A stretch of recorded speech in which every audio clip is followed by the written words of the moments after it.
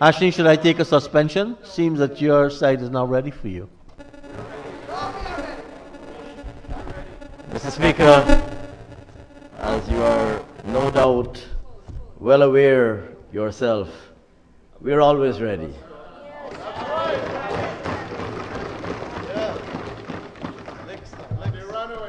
Mr. Speaker, the privilege is mine, and it is indeed a great privilege for me to be able this evening to rise on behalf of this People's Progressive Party civic government, headed, of course, by His Excellency the President, Dr. Mohammed Irfan Ali, and comprising, amongst others, the Cabinet, the government members of Parliament gathered here in this Honorable House, and so many others, in whose hands and in whose care the task of formulating and implementing and executing government policy over the course of the next 5 years has been vested.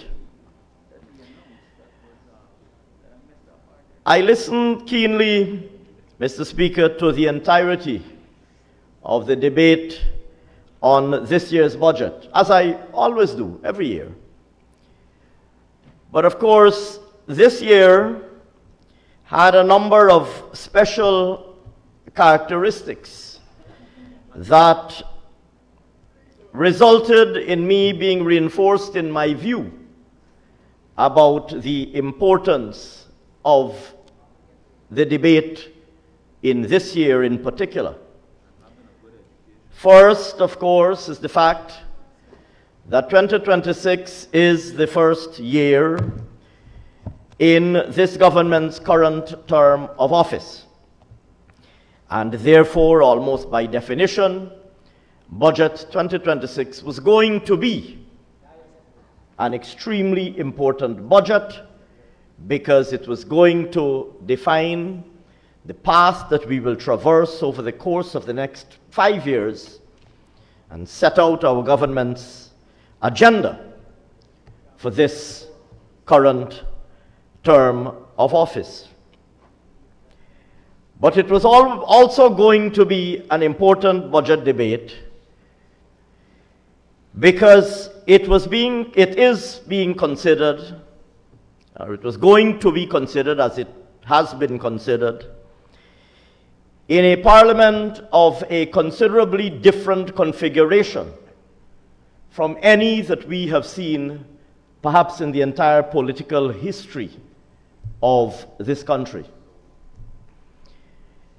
I started the budget speech, Mr. Speaker, by setting out this political context and by making the point that we hold the largest parliamentary majority that has been won by any political party over the course of the last 2 decades. And we won that majority, we secured that majority with the largest number of absolute votes and the largest or widest margin in the popular vote in the history of democratic Guyana. There was, however, Mr. Speaker, a third dimension or aspect to the political configuration that is perhaps worthy of highlight. And I'm reminded of its importance having heard and listened, and indeed having paid keen attention to the presentation just made by the leader of the opposition. Because this parliament bears a characteristic that has, I believe, perhaps never hitherto been seen before. And I believe it was the Honorable Vice President who said it,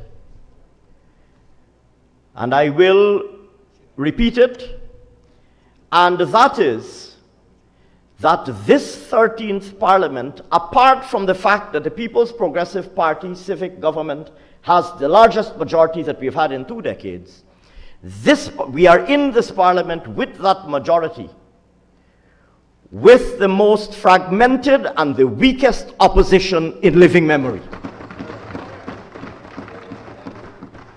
Because for the first time in decades, the opposition benches are almost evenly split. We can split hairs about whether it's 16 or 12, but they're essentially evenly split. There's no party with any dominant presence in the opposition benches. And so they are fragmented, and they are weaker than any opposition that we have seen in living memory.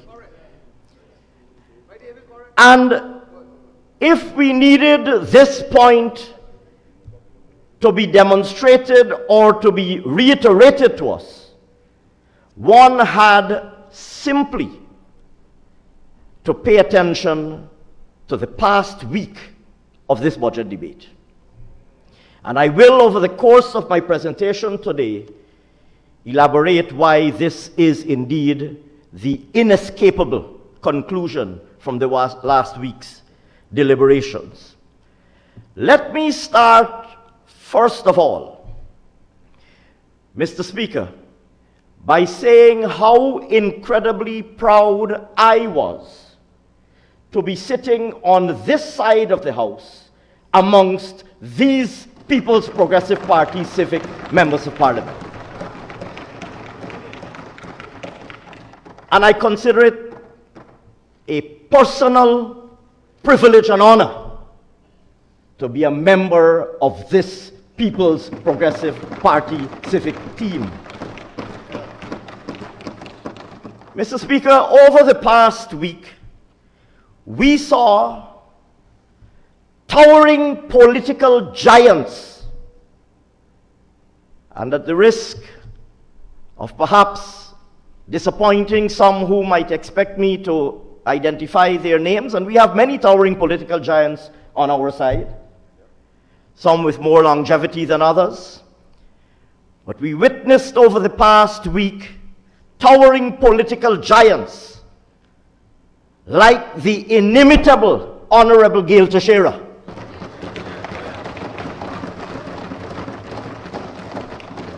who has sat continuously in this House since 1992 with distinction,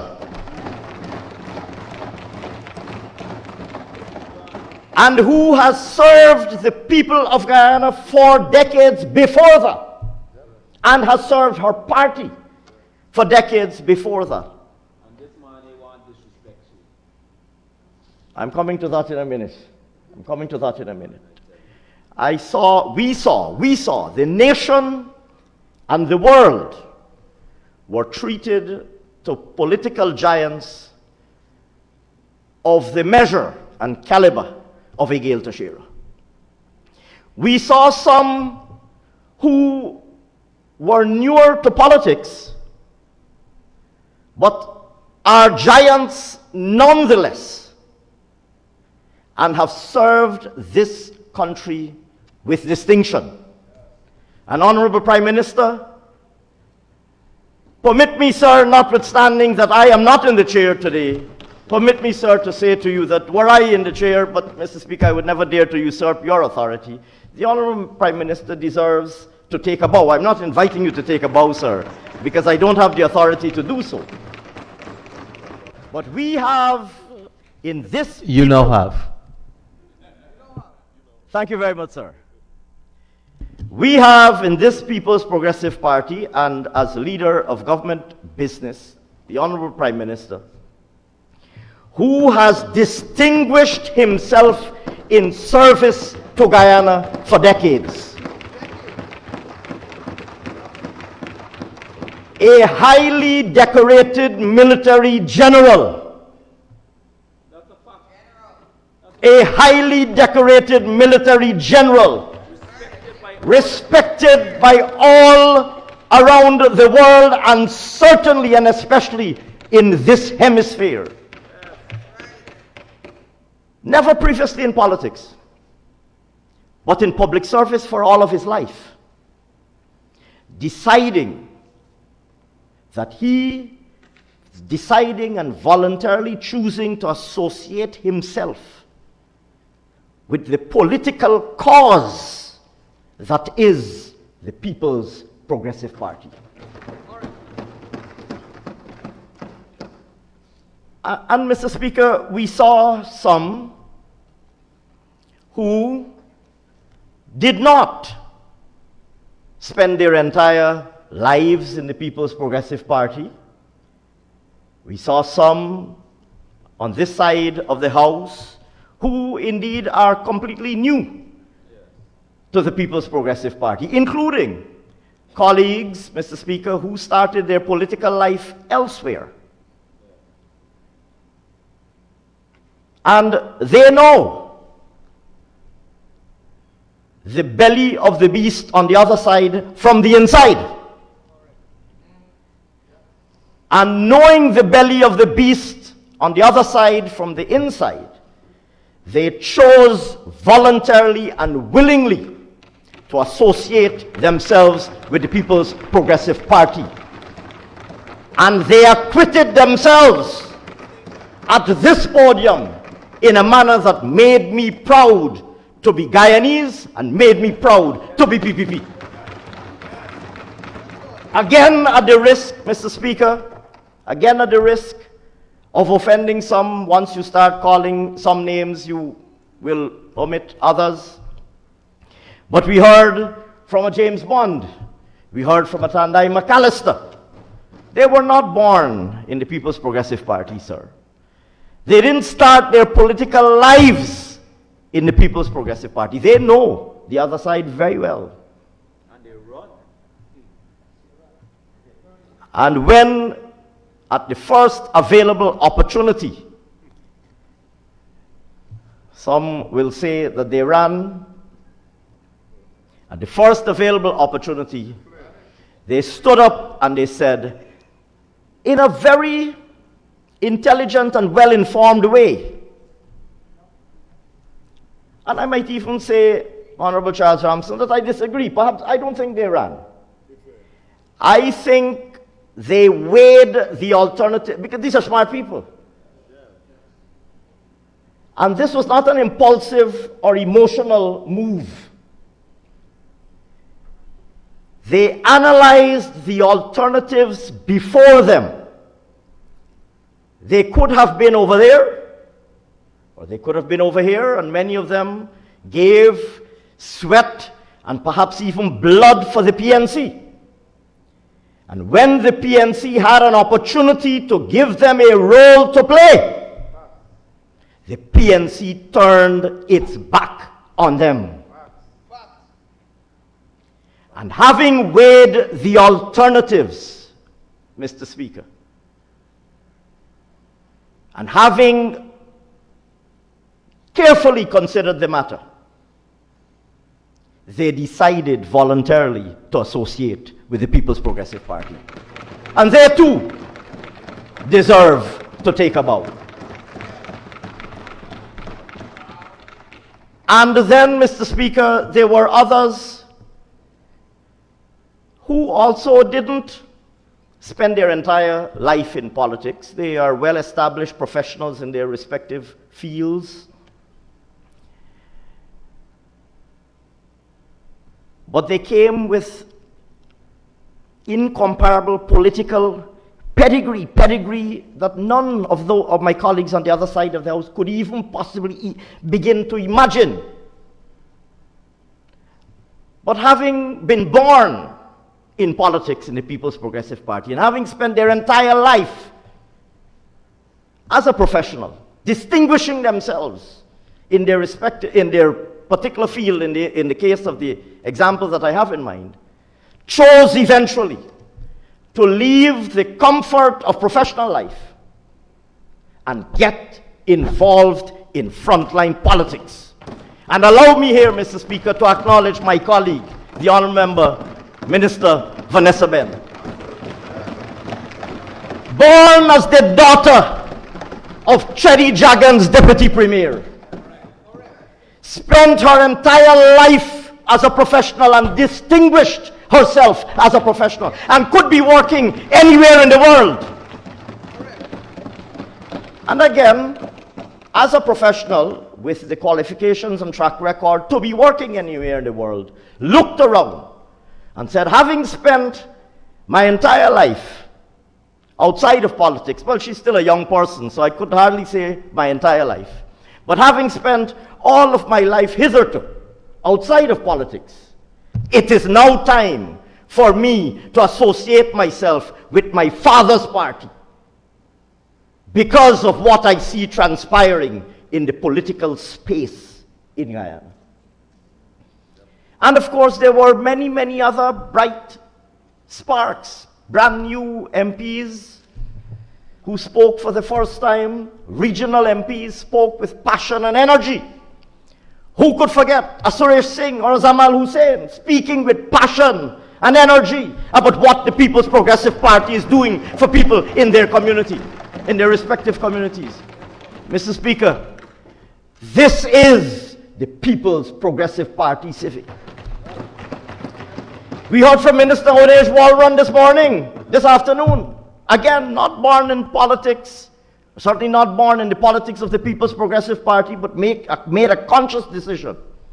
Today holds one of the most important cabinet portfolios in our government and is discharging her responsibilities with distinction. And we saw that distinction on display earlier today. And I could go on, but I won't on this occasion, Mr. Speaker.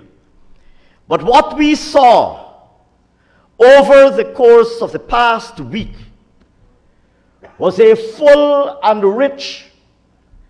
I turned and my eyes fell on young Minister Sarah Brown and MP Sonia Lachman, young indigenous Amerindian women coming to this podium. And I don't believe there's anybody in Guyana whose heart was not filled with pride when they heard Honorable Sarah Brown and Honorable Sonia Lachman speak at this podium. You could not help but be proud to be PPP. And I was proud to be PPP when I heard these MPs speak. And so, Mr. Speaker, we received the benefit of an abundant display over the past 5 days of why the People's Progressive Party remains Guyana's only truly national multi-ethnic party. Evergreen too. And I say to all Guyanese, there is a home for you in the People's Progressive Party, including those on that side of the House, And that side. That is your crime? including those on both sides of the House, some of whom I know will eventually end up on this side. Well, I can't necessarily, it's not my place to say that they will end up on this side of the House, but some of whom I know inevitably will end up with the People's Progressive Party. Mr. David in WPA. David Hines, we really want David Hines, right? And moreover, sir, as I saw our young MPs, as I saw our young members of parliament distinguish themselves, I was reiterated in my, I'm coming to that in a minute. I was reinforced in my view that the future of the People's Progressive Party and therefore the future of Guyana are in good hands and are alive and well. Mr. Speaker, in contrast,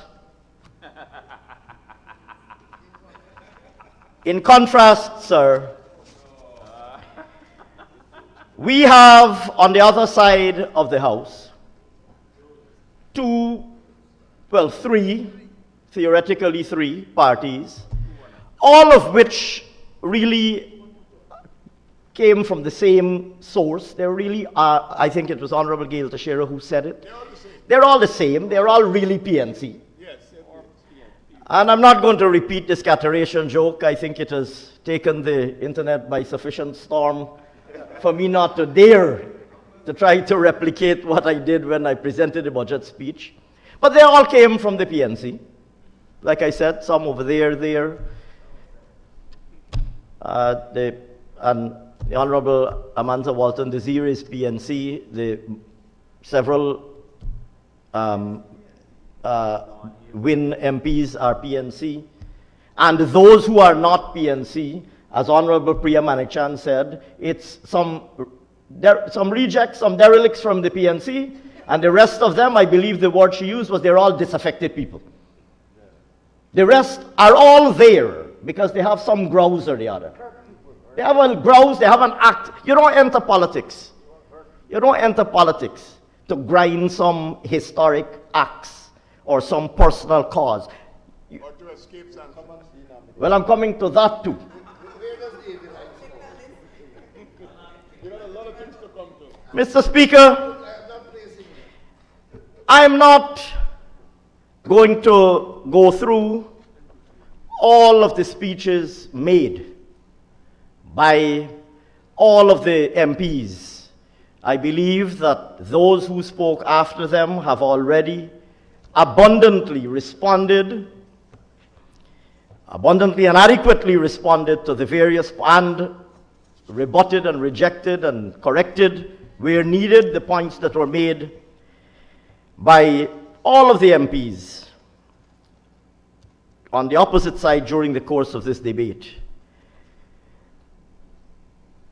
In the interest of time, sir, I will focus on two particular presentations. One that came from a new backbencher. One that was made, a presentation that was made by a new backbencher who leads the 12-member He's a backbencher. who leads the 12-member APNU contingent, From the backbench. which incidentally, sir, is the smallest PNC contingent. Mr. Speaker, I wanted to make sure that I was correct. I even took the years during the dictatorship. Mr. Speaker, in the 1966 Parliament, the PNC had, in the first Parliament, we are of course in the 13th Parliament. In Guyana's first Parliament, the PNC had 22 seats.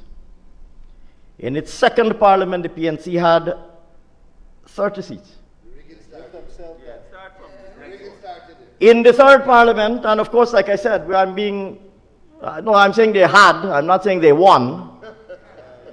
They occupied. In the third Parliament, they occupied 37 seats. Mr. Speaker, by 1981, the fourth Parliament, they occupied a whopping 53 seats. And they increased their presence in the Parliament.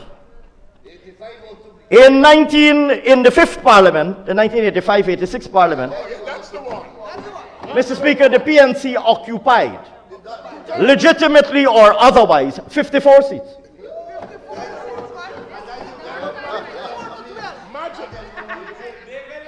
In the sixth Parliament, they occupied 26 seats. In the seventh Parliament, 25.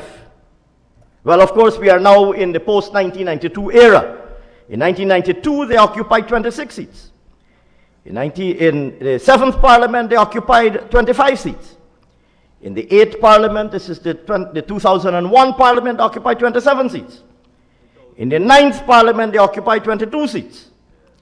In the 10th Parliament, by then they had changed their name to APNU, or APNU-AFC, I'm not sure. There was a lot of debate about putting peoples first. The word people has been at the beginning of the People's Progressive Party since time immemorial. We didn't discard the name, starting with people, People's National Congress in their case, to hide under the disguise of another name. But that's a discussion for another day. By the 10th Parliament, they held 26 seats. In the 11th Parliament, they held 33 seats. This is the minority. Well, of course, I should have said in the 10th Parliament, they held 26 seats, but together with AFC, 26 plus 7 is 33. That's when they had what we have described as the one-seat majority. But in the 11th Parliament, they held 33 seats. In the 12th Parliament, which of course is the parliament that was just concluded, where we were returned to office, they held 31 seats. And in the 13th Parliament, they hold 12 seats. Unlucky number 13, what? Mr. Speaker, Friday the 13th.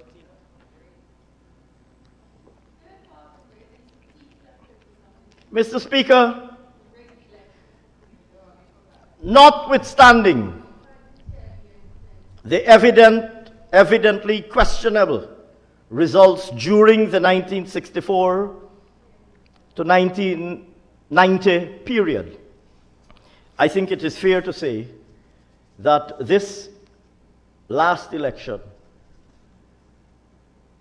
the people of Guyana delivered a very clear message to the PNC. And it is under these circumstances that the Honorable Terence Campbell was catapulted to lead this band of merry men and women of 12 backbenchers.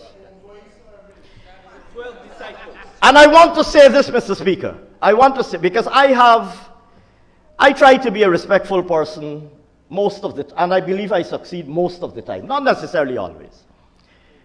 But I try to be a respectful person most of the time. I have had the honor to have served in parliaments where I sat opposite Robert Corbyn. I didn't have the privilege of sitting in a parliament opposite Desmond Hoyt. When I came into the parliament, the leader of the opposition was Robert Corbyn. So I served in a parliament where the PNC was led by Robert Corbyn. I served in the parliament where the PNC was led by David Granger. I served in the parliament where the PNC was led by Joe Harman. I served in the parliament when the PNC was led by Aubrey Norton. And I must say, Mr. Speaker, that I have never, in any of those previous instances, witnessed anything like I witnessed over the last 5 days. Because if the PNC had not already hit a low point by securing only 12 seats, they certainly had hit a low point by the performance of the Member of Parliament leading them in this House. Mr. Speaker, no PNC MP. Mr. Speaker, I'll tell you this, because like I said, I too wasn't born in politics. I have good relationships with a lot of people in the PNC. I have good relationships with everybody in Guyana. I have never witnessed a more vile, personalized behavior, a more vulgar, vicious, vitriolic behavior by anybody who led the PNC in this parliament, like I witnessed displayed by the Honorable Terence Campbell. And Mr. Speaker, he has this interesting way. I don't think it is a secret that there is a historic family association, because he mentions it every time he launches a personalized attack against me. I think he mentioned it in Parliament the other day. I think he said, he and my father are friends. Well, and it's not the first time he said it. He keeps repeating it. Every time he launches a personalized attack against me, he keeps saying it. And it reminds me, sir, of that famous old analogy of the Nazi who would always say, but I'm not really a Nazi because I have a Jewish friend. Or of the Indo-Guyanese man who is rabid and racist, but who would always say, me, I couldn't possibly be a racist because I have an Indo-Guyanese friend. Or my best friends are Indo-Guyanese. Or vice versa, the Afro-Guyanese person who is rabidly racist and says, me, I could never be racist. I have an Indo-Guyanese friend. Why could you possibly describe me as a racist? The Honorable Terence Campbell, repeatedly, I have never in my political life been subject, and I'm not only speaking about myself, I have never been subject to, and I have never witnessed such vile, personalized attacks on people in politics. Never in my life. Mr. Speaker, I'm not going to speak, because I've been in politics for a while, so I could handle anything. I'm coming to you, Honorable Priya Manik-Chan. I'm coming to you, Honorable Minister Manik-Chan. This honorable member, Mr. Speaker, notoriously made a post on Facebook body shaming a female minister. Well, I'll tell you what, the wave of reprimands that was unleashed on him made him delete the post, Even I wouldn't do that. including by people who are connected to him. And I'm not going to name them. Some of them sitting in the I'm not going to name them out of respect for them. Ganesh, Including by people connected to him who said to him, shame on you. come on, Ganesh, strip whip. And he was forced to delete. He was forced to delete the post. But Mr. Speaker, you can't change the innate characteristics of a person. So, having already been publicly shamed because of his behavior towards women in politics, the honorable member comes to this house. When did he speak? Yesterday? Yesterday. And he's speaking about projects. I think somebody mentioned something about a project that had a design flaw. I think the Honorable Priya Manik-Chan. And I had to listen to this because I was like almost in disbelief. I had to listen to this thing, and I'm inviting the public to play this video back. There are certain lines, Mr. Speaker, that you don't cross. None of us is perfect, but there are certain lines you don't. And I know, I haven't discussed this matter with the Honorable Minister Manik-Chan, but I know she heard what he said. No. I'll tell you what, though. It reflects an attitude And a mindset. and a mindset. And for those in this house who did not catch what he said, he thinks that he got away with it. I know a lot of people didn't catch it. I'm going to tell you what he said. So the Honorable Priya Manik-Chan spoke about the design flaw. She was speaking about 𝐁𝐔𝐃𝐆𝐄, and she was speaking about the road along 𝐁𝐔𝐃𝐆𝐄, and she gave her explanation. The Honorable Terence Campbell comes to this house at the microphone as the leader of Forbes Burnham's party. As the leader of Forbes, he dressing up like he go look like Forbes Burnham. And somebody say he wear the Burnham suit on Monday or Tuesday. I don't pay attention to them things. But coming to this parliament, taking the podium, leader of Burnham's party, and this is what he said. There have been so many design flaws in this country, and he starts to list examples. He said there was a design flaw with Skeldon. There was a design flaw with Amila. He gave a couple other examples. He said there's a design flaw on the Barajagdeo Bridge. The trucks are rolling back. And then he says, there's a design flaw with everything, including Priya Manichan. Put that phrase in quotation marks and watch the video back. Watch the video back. There's a design flaw with everything. There's a design flaw with everything, including Priya Manichan. End of quote. And they laugh over there. And they laughed uproariously. It was a It was a joke. It was a joke from Ganesh. A woman member of parliament, a woman minister, And Ganesh laughed. Ganesh? Laugh now. leader of Forbes, but no amount of dressing up in Barnum suit will take you out of the gutter. No amount of dressing up. And no amount of shouting and raising your voice in this house to give yourself fake gravitas will lift you out of the gutter. It's a mindset. Mr. Speaker, Standpipish behavior. Mr. Speaker, there was much ado.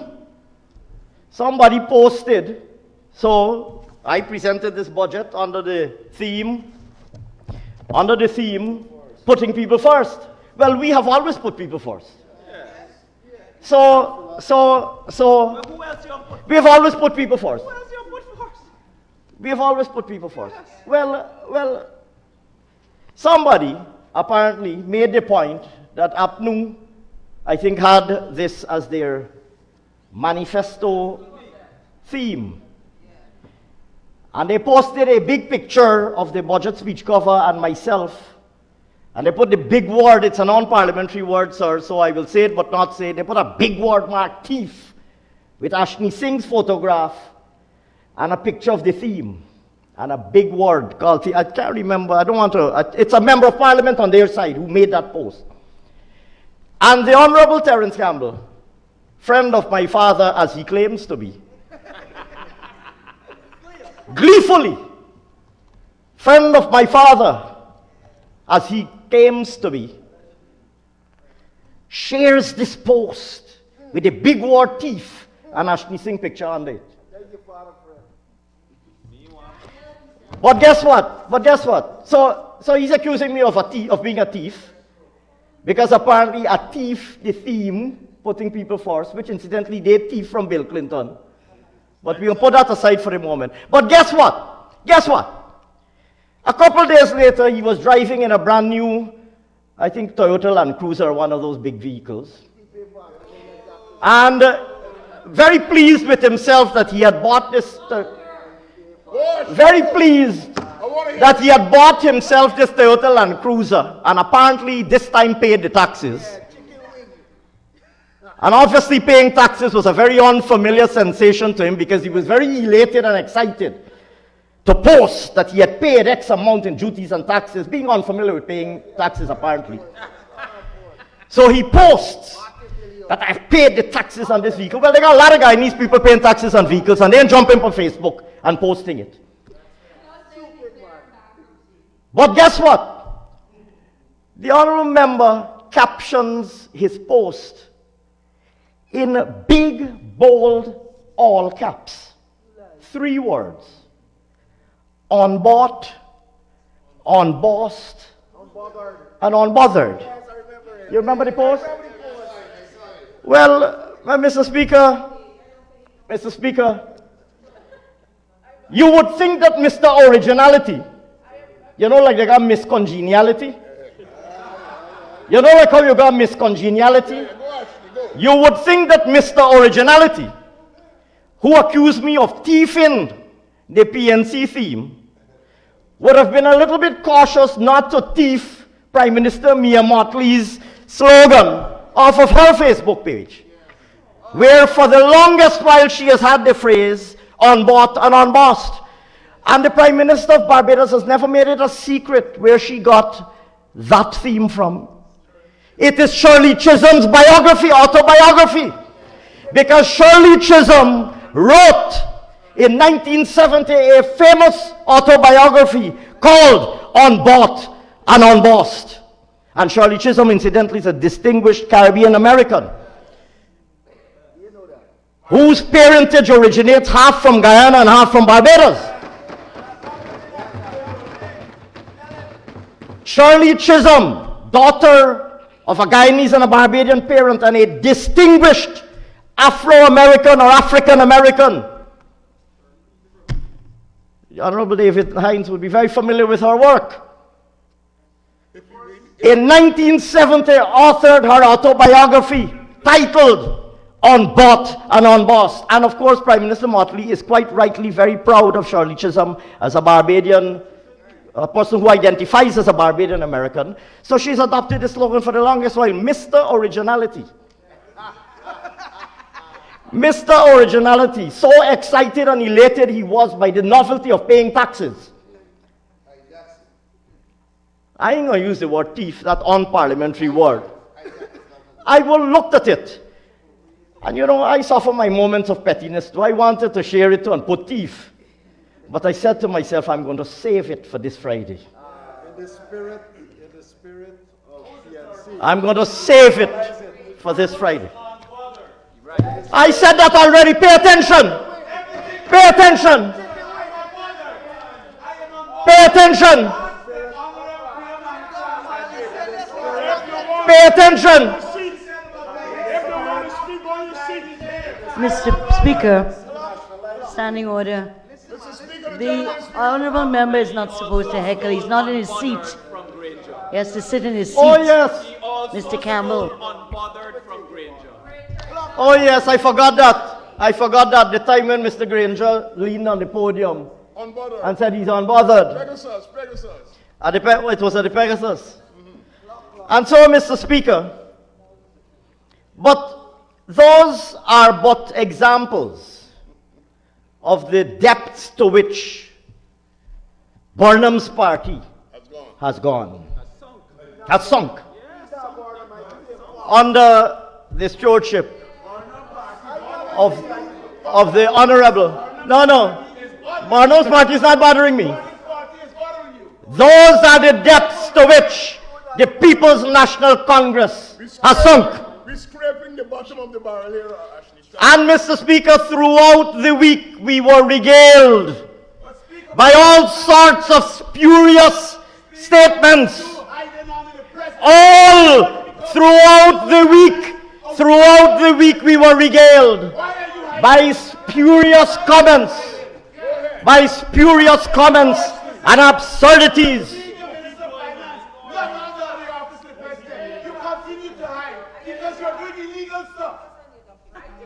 Here who speaks about illegality? Here who speaks about illegality? Here, Mr. Speaker, I don't really know the facts on this matter. But I am told that there's a certain chain of fast food restaurants that for years was selling fried chicken and fries, and I believe maybe even some bit of ice cream here and there, charging the poor people of Guyana value-added tax and collecting the value-added tax from the poor people of Guyana that he now professes to love. Charging the poor people of Guyana value-added tax. They now profess to love these people. Collecting this tax, making a profit off of these people. And collecting the VAT and not paying over the VAT to the GRA. And when the time comes to pay over the VAT to the GRA, writes the GRA and says, please write off this VAT and these taxes that I owe you. Mr. Speaker, I stand on 40A, sir. Mr. Speaker, I have never... You forget the great British argument? Sit down! I am speaking. Sit down! I am speaking. Sit down! Mr. Speaker, I have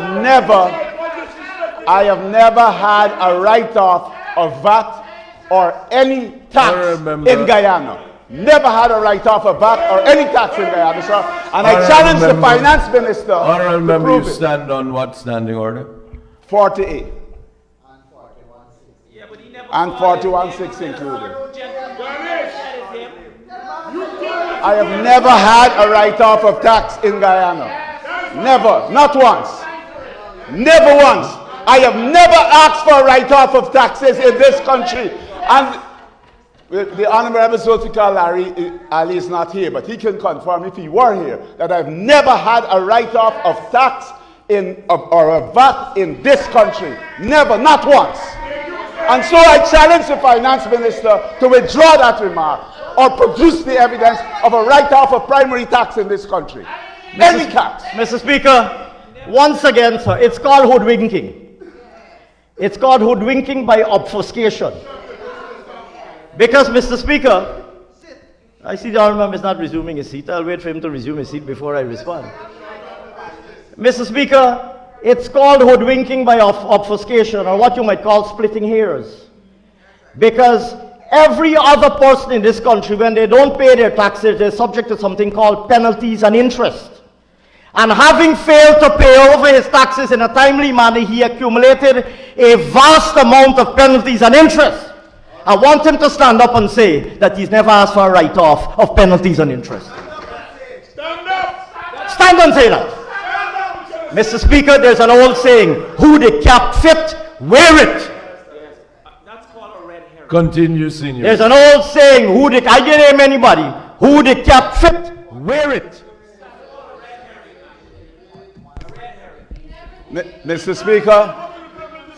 Speaker, I want to repeat that I never asked for a write-off of any tax.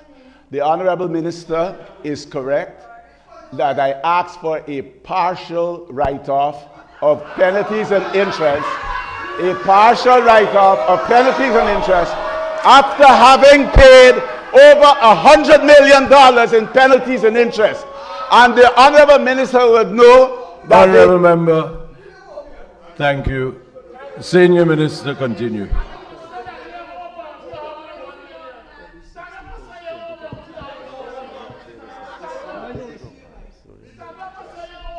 Mr. Speaker, as... Sowing and reaping.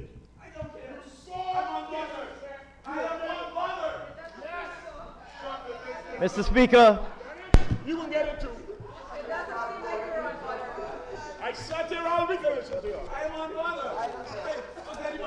As nasty as you got to be sat here. I am on mother.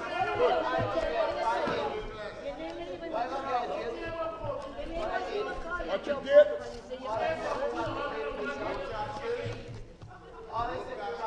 Mr. Speaker, to invoke those famous words, and further, I need say not. Mr. Speaker, that kind of duplicity characterized the honourable member's entire presentation and all of his interventions throughout this week. On every matter. On every matter. And I could go on through a long list of issues. Whether it be the question of consultations on the budget. Mr. Speaker, the People's Progressive Party, no People's Progressive Party civic government engages in a single symbolic consultation on the budget a few days before. I said that to all of the members of the private, and I've always said it to members of the private sector on every occasion that I've met them in close proximity to the budget. We consulted the private sector extensively in the preparation of our manifesto. We are the only political party to have done so. We received extensive submissions. We are engaged with the private sector literally every week, if not every day. Whether it be at the Ministry of Home Affairs, the Ministry of Local Government, the Ministry of Tourism. I meet with members of the private sector on one private sector body or another. And so, Mr. Speaker, this People's Progressive Party civic government's policies are informed by stakeholder input, not by a single token engagement a few days before the budget, but by an ongoing, deep and profound engagement with the private sector so that we can understand what their priorities are, what their interests are, what they would like us to do more of, what they would like us to do differently. And Mr. Speaker, if the honourable member was not content to insult those on the opposite side of this House, the honourable member went on to describe the leaders of Guyana's private sector and stakeholder community as politically captured, and he repeats it, and he repeats it with great pride. He repeats it with great pride. The Private Sector Commission, the Georgetown Chamber of Commerce, the Guyana Manufacturers Association, Regional Chambers of Commerce, the Women's Chamber of Commerce, the Miners Association. Mr. Speaker, he describes all of these people as politically captured, not content with hurling vile insults to those of us on this side of the House. He proceeds, sir, to hurl insults everywhere else too. Well, I'll tell you what. It is because of that mindset, sir, through you, Mr. Speaker, that you are now sitting on that side of the House, leading the smallest group of PNC MPs in the history of Guyana. The honourable member says he's going to be coming on this side of the House. Well, sir, Mr. Speaker, You will resign. You will not your term in opposition. Mr. Speaker, Big belly for this fight. Mr. Speaker, I don't allow you. I ain't got belly like you. No, yeah, you don't got a mindset for this. You're an opportunist that is not prepared to serve people. You go on every single Sunday to preach. So good news, and you should come and listen. And you should come and listen. It will change your mindset. Mr. Speaker, the honourable member says that he is waiting. Preaching will change. The honourable member says that he is waiting to come on this side of the House. Well, I said earlier, Mr. Speaker, and it's no secret that I maintain an open channel of communication with people all over the political divide. I speak with people in every political party. I maintain an open channel of communication. So I will confess, sir, that I had an engagement with a very senior member of the People's National Congress of pedigree, who has been in the PNC for a very long time, not one who, when he was catapulted to the leadership, had to hide and bob and weave about whether he's a PNC member or when he become a PNC member. And we all recall the drama over whether he's a PNC member at all, and if so, when he became a PNC member. I spoke, Mr. Speaker, with a prominent member of the PNC, and I said, man, what's going on over there? Where I'll find this chap from? And Mr. Speaker, that senior member of the People's National Congress gave me a very interesting response. He said in cricket, to give you a cricketing analogy, they got something named a night watchman. Now, I'm not a cricketer. The cricketer here is Charles Ramsden or Stephen Jacobs, in fact. A night watchman. Right? But the senior member of the PNC said to me, they said, I know you don't play cricket, but you just watch cricket. You ever hear about a night watchman? Stephen Jacobs and Charles Ramsden will explain to you, the Honourable Stephen Jacobs and the Honourable Charles Ramsden will explain to you what is a night watchman. But I'll tell you what. You ever hear a night watchman make a sense? But I'll tell you what. You ever hear a night watchman make a sense? You don't know nothing for them one. He's shielding the batter. Ashni, this man trying to get the top basic contest You ever with you. hear a night watchman? You know about baseball? You know about cricket? You know about cricket? You know about baseball? Because I have a baseball analogy for you too. All right, you're a guy. You spend a lot of time in the United States of America, though. But anyhow, that's beside the point. Mr. Speaker, the senior member of the PNC who spoke with me said to me, there's a man y'all used to call Norton Little Leaguer. There's littler leaguer. So I said, yes, yeah, we used to call it Little League, but this chap take the cake. He said to me, now Pee Wee, he taught me a word that I had to Google. He said, you might not be familiar. He said, I know a little baseball because I live in America before, or I have family who live in America. He said, you ever hear the phrase T-baller? I said, how you spell that? He said, you could spell it either T-baller or T-E-E baller. And I invite the public and I invite members of this honorable house to Google T-baller. I had to Google it. I had to Google T-baller. Honorable Schumann, you have young kids who play baseball. You know what's a T-baller. The person said to me, in cricket we call a night watchman, but in baseball a more suitable name, a more suitable description for the Honorable Terence Campbell is T-baller. T-baller. They say, you know, you should call it T-ball Terence or T-baller Terence. Well, out of respect, I wouldn't do that, sir. Maybe not in this honorable house, maybe outside. But Google T-baller. I had to Google it to discover what is T-ball and T-baller. So, Mr. Speaker, for all of his bombast, over the past week, sir, for all of his bluster and bombast, Mr. Speaker, even within the PNC, Mr. Terence Campbell, the honorable member, is not taken seriously, sir. He's not taken seriously.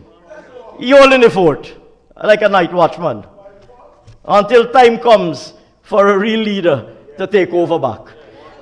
I see Mahipal angling there. I don't know if it can be Mahipal. And Mr. Speaker, it is most unfortunate. It is most unfortunate. And it is most unfortunate, sir, because look where we are. Look where we are. You know, nothing substantive. Depletion of the NRF. Reporting accurately. I laid before the House. Man, this chap is something. Really trying to talk on a Friday, boy. You are a Really trying to talk on a Friday. You cannot address the matters of substance. Yes, Mr. Speaker.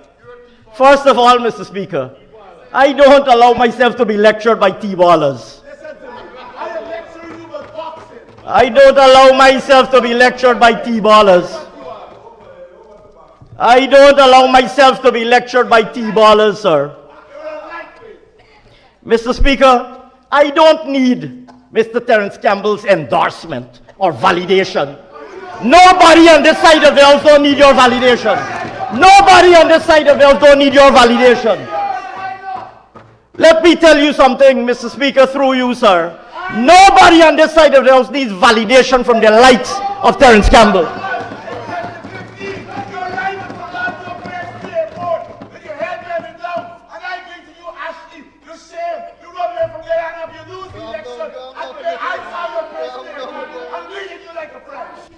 Honorable member, please allow the minister to continue.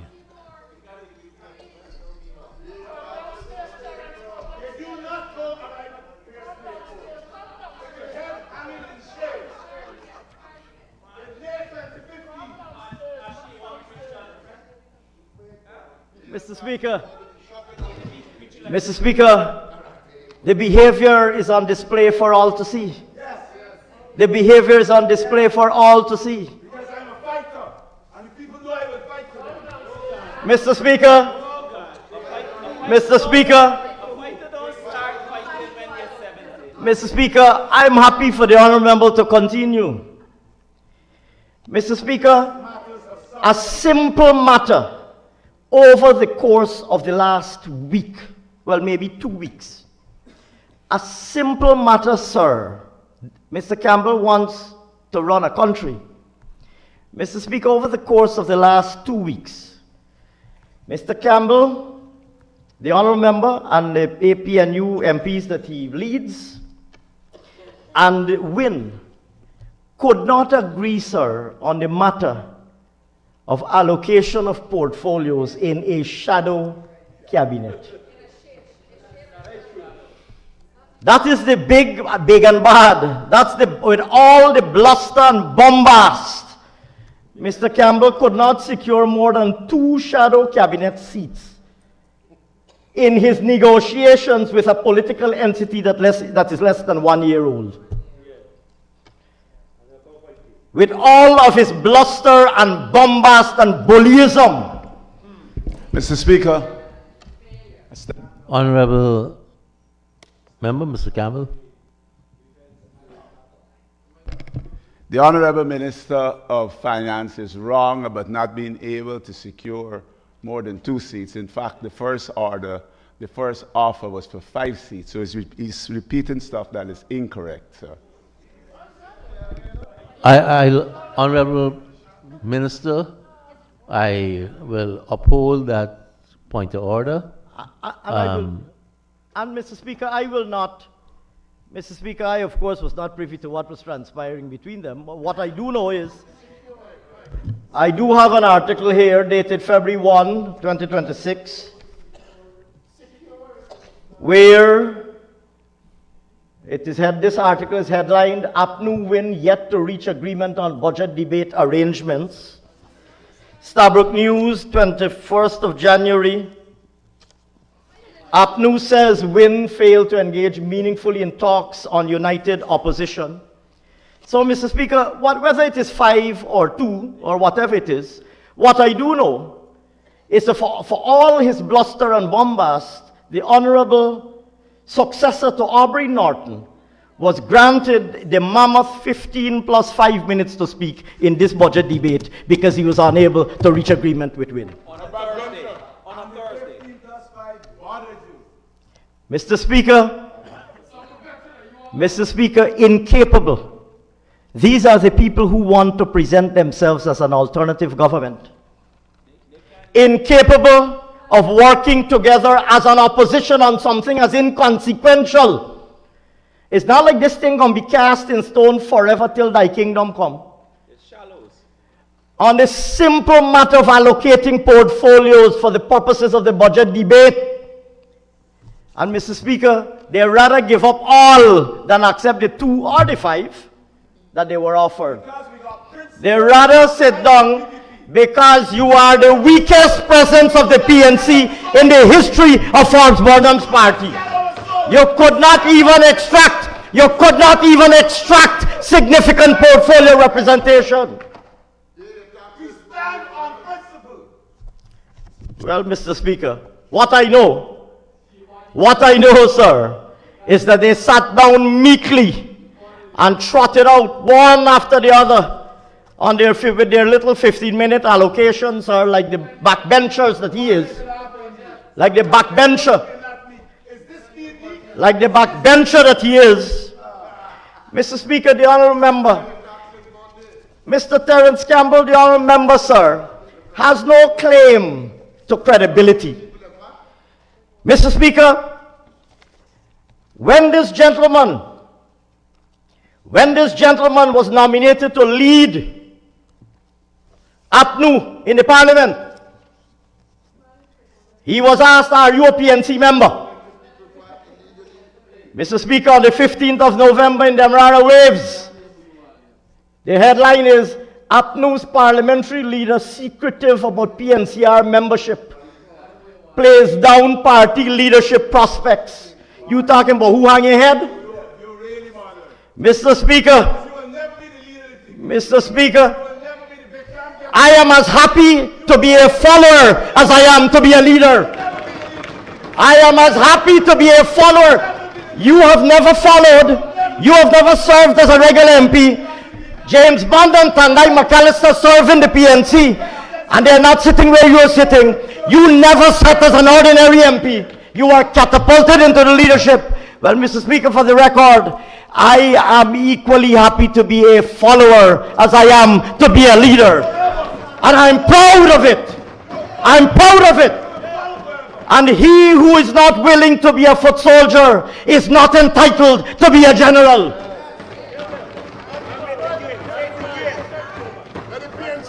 He doesn't want to be a foot soldier. He starts with Anug. We don't get to Anug. When he couldn't establish, here laugh here, Mr. Speaker, when he couldn't establish that he's a PNC member, here what he said. My blood was always green. I went to Bishop's High School. I have the story here. My blood was always green. I went to Bishop's. Never mind, sir. Never mind, sir. That on the 19th of July 2025, never mind, sir, that on the 19th of July 2025, the Honorable Terence Campbell said in 𝐃𝐄𝐁𝐃𝐄 News, I was never part of any political party. New candidate Terence Campbell. Mr. Speaker, Mr. Campbell is on public record as being a founder member of ANUG. Stabrook News, January 8, 2019. Businessman Campbell walks away from ANUG. Mr. Speaker. Go ahead, Honorable Member. I was involved in the initial discussions to form ANUG, but before the launch of that party, I had departed. There is not, a resignation was not even necessary. Before the launch of ANUG, I announced that I was no longer in any discussions with that political party. So I was never a member, never signed up, never paid any fees, anything, never filled out a form. So I asked the Honorable Minister to withdraw that, sir. Honorable Minister, we heard from the MP, he was never associated with that statement. I'll uphold a point of order. Thank you. And of course, you know, Mr. Speaker, I will defer to your ruling. I will simply cite a Stabrook News headline dated January 8, 2019, where the story is headlined, Businessman Campbell walks from ANUG due to polarized political climate. And the story goes on to say, local businessman Terence Campbell, lest there be any doubt who we are speaking about, has ended his brief foray into politics. Mr. Speaker, I stand on 48 yesterday because... Honorable MP, yeah. I just want to hear what is in the article and give a ruling. But Mr. Speaker, can you give me 1 second? Because yesterday... Go ahead, go ahead. Yesterday, when I raised the issue of the Bangladeshi government establishing a high commission in Guyana to explore the labor market, your ruling at that time was that we do not, I think we wouldn't follow the news or something. I was just about, one more thing, sir. Over and over again, and I have said this many times, the headline does not reflect what was said by someone. It's happened to me at least 5 times recently with several different news outlets. So I would encourage the Honorable Minister to read properly rather than just read headlines. But the point is, I'm rising on your ruling last night, sir. Yes, sir, and you're in order. Very, very well, sir. In fact, the Honourable Member... I will do, sir, exactly as the Honourable Member has requested. The Honourable Member asks for me to read from the article. Mr. Speaker, the article has a quotation in inverted commas, quoting from a press release. Mr. Speaker.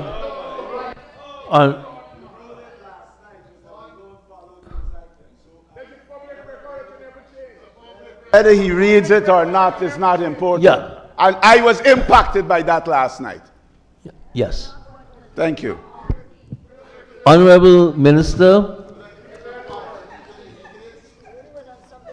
I just want from my ear to hear the end of that, because we do have a standing order that speaks specifically to reference to news, right?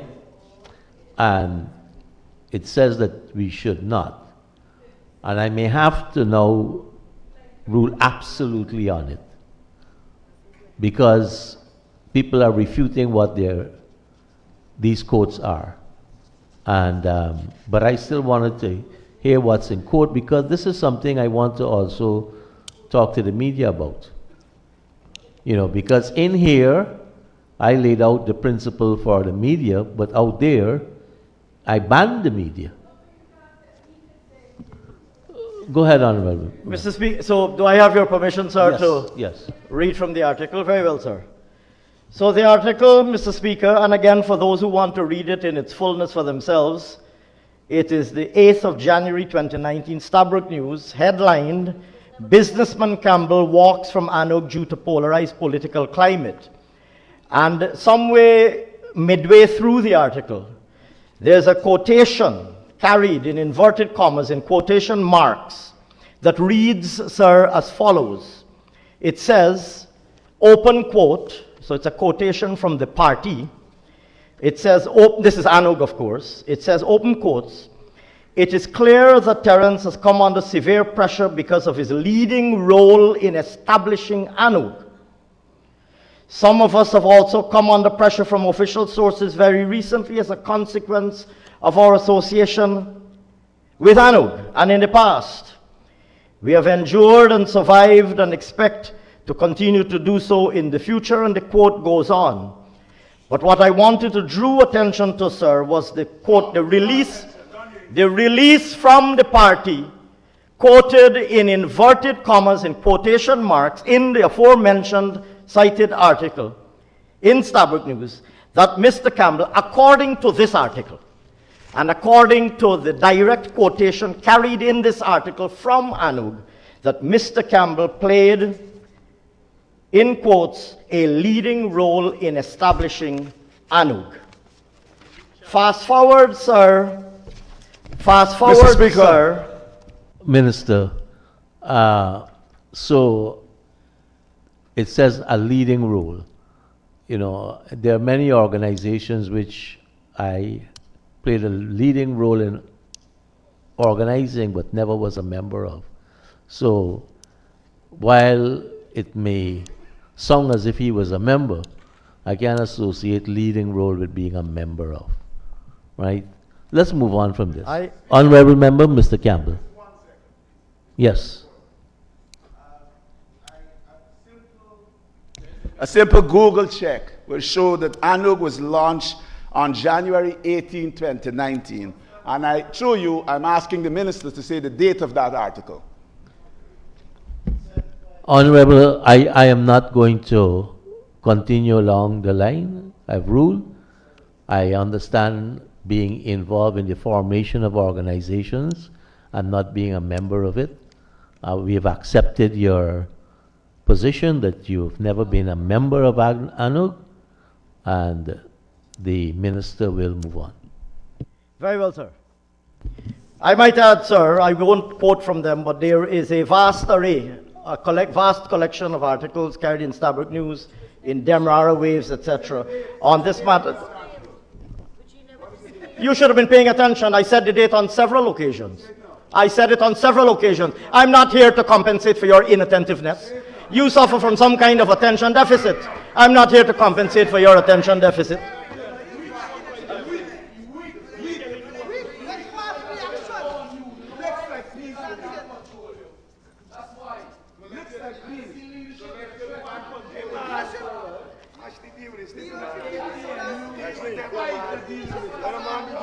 Mr. Speaker. Mr. Speaker. Go ahead, Ashni. Very well. Minister. I'm not here, sir. I said the date of the Stabrook News article on many occasions.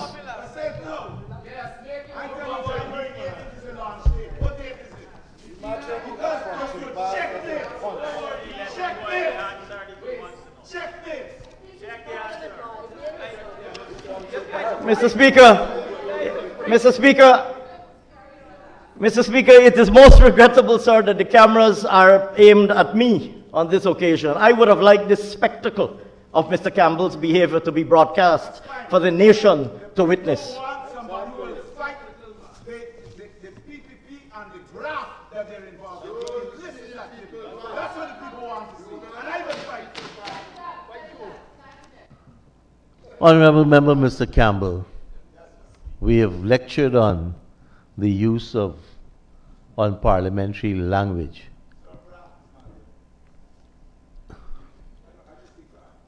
But I checked my thesaurus just now. And the particular standing order speaks to language which the speaker may disallow. Thank you. And so, like I said, Mr. Speaker, throughout his presentation, the nation was subjected to the same kind of duplicity, fancy footwork, splitting hairs, throughout his entire presentation in this House, Mr. Speaker, and throughout the entire week, sir. Mr. Speaker, on the subject of Guyana's macroeconomic performance, Mr. Speaker, the honourable member spoke, first of all, cited with much aplomb. He cited with much aplomb the practice in Ghana. And he brandished, sir, a document that lists the spending made in Ghana from the authorized budget funding amount, which of course is governed by Ghanaian legislation. It's called the APFA in Ghana, governed, I believe, by the Petroleum Revenue Management Act, if I'm not mistaken. A model, sir, with which I'm very familiar.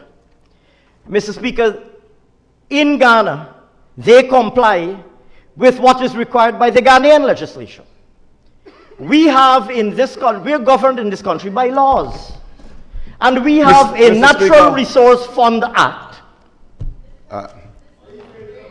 Honourable Member, Mr. Campbell.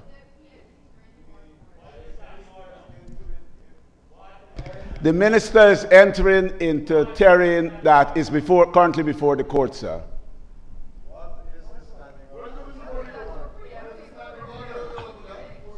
Let's hear out the Honourable Minister, because reference was made in here concerning the Ghanaian legislation. It was held up as the ideal for us. I think the point that he is trying to make is they have their rules and laws and we have ours. But I don't want to... Mr. Speaker, yesterday when I raised it, I said the reporting on the use of the funds is a good model to follow. I did not say that, and I particularly, if you go back to the Hansard, I said I will not drift into any area that's sub judice. Yes, you did. But if it's a good... I don't know where the minister is going with this. So if he's going to tell us,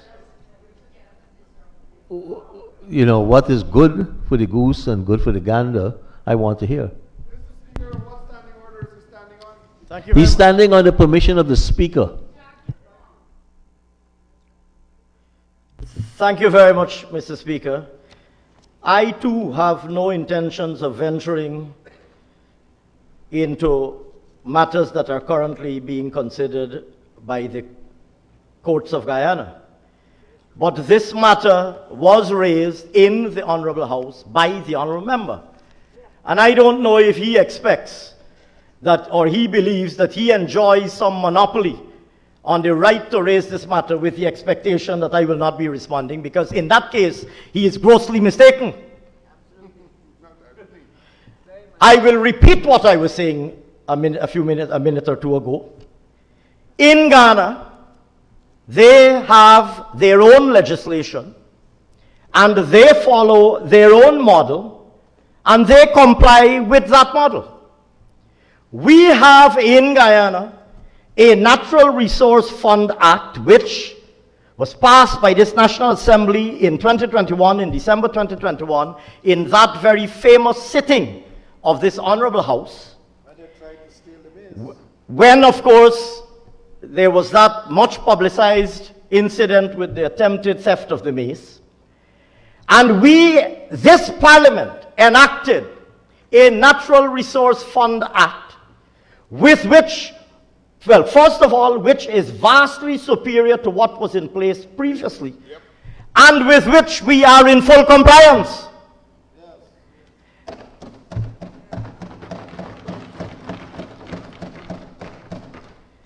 And, Mr. Speaker, on the questions concerned, without, like I said, prosecuting or attempting to prosecute this matter this evening or in this honorable house, I will draw attention to the fact that there is a vast literature on this question of whether funds should be earmarked or not. There is a vast literature on this subject matter. And Mr. Speaker, in Guyana, for as long as that is what is in our law books, that is what we are required to comply with. If and when the law changes at some point in time in the future, this People's Progressive Party civic government will comply with the law, the extant law at the time. But, Mr. Speaker, in its infinite wisdom, this House legislated that the transfers from the NRF will be transparent, will be transferred in accordance with a simple and parsimonious formula that every single Guyanese citizen will be able to understand, and that all of those revenues will be paid into the consolidated fund, and their utilization will be in accordance with the national budgetary process. And that, Mr. Speaker, is precisely what we are doing in accordance with the laws of Guyana.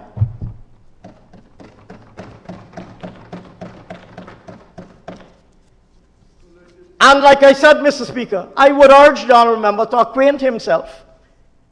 And as with all of these matters, the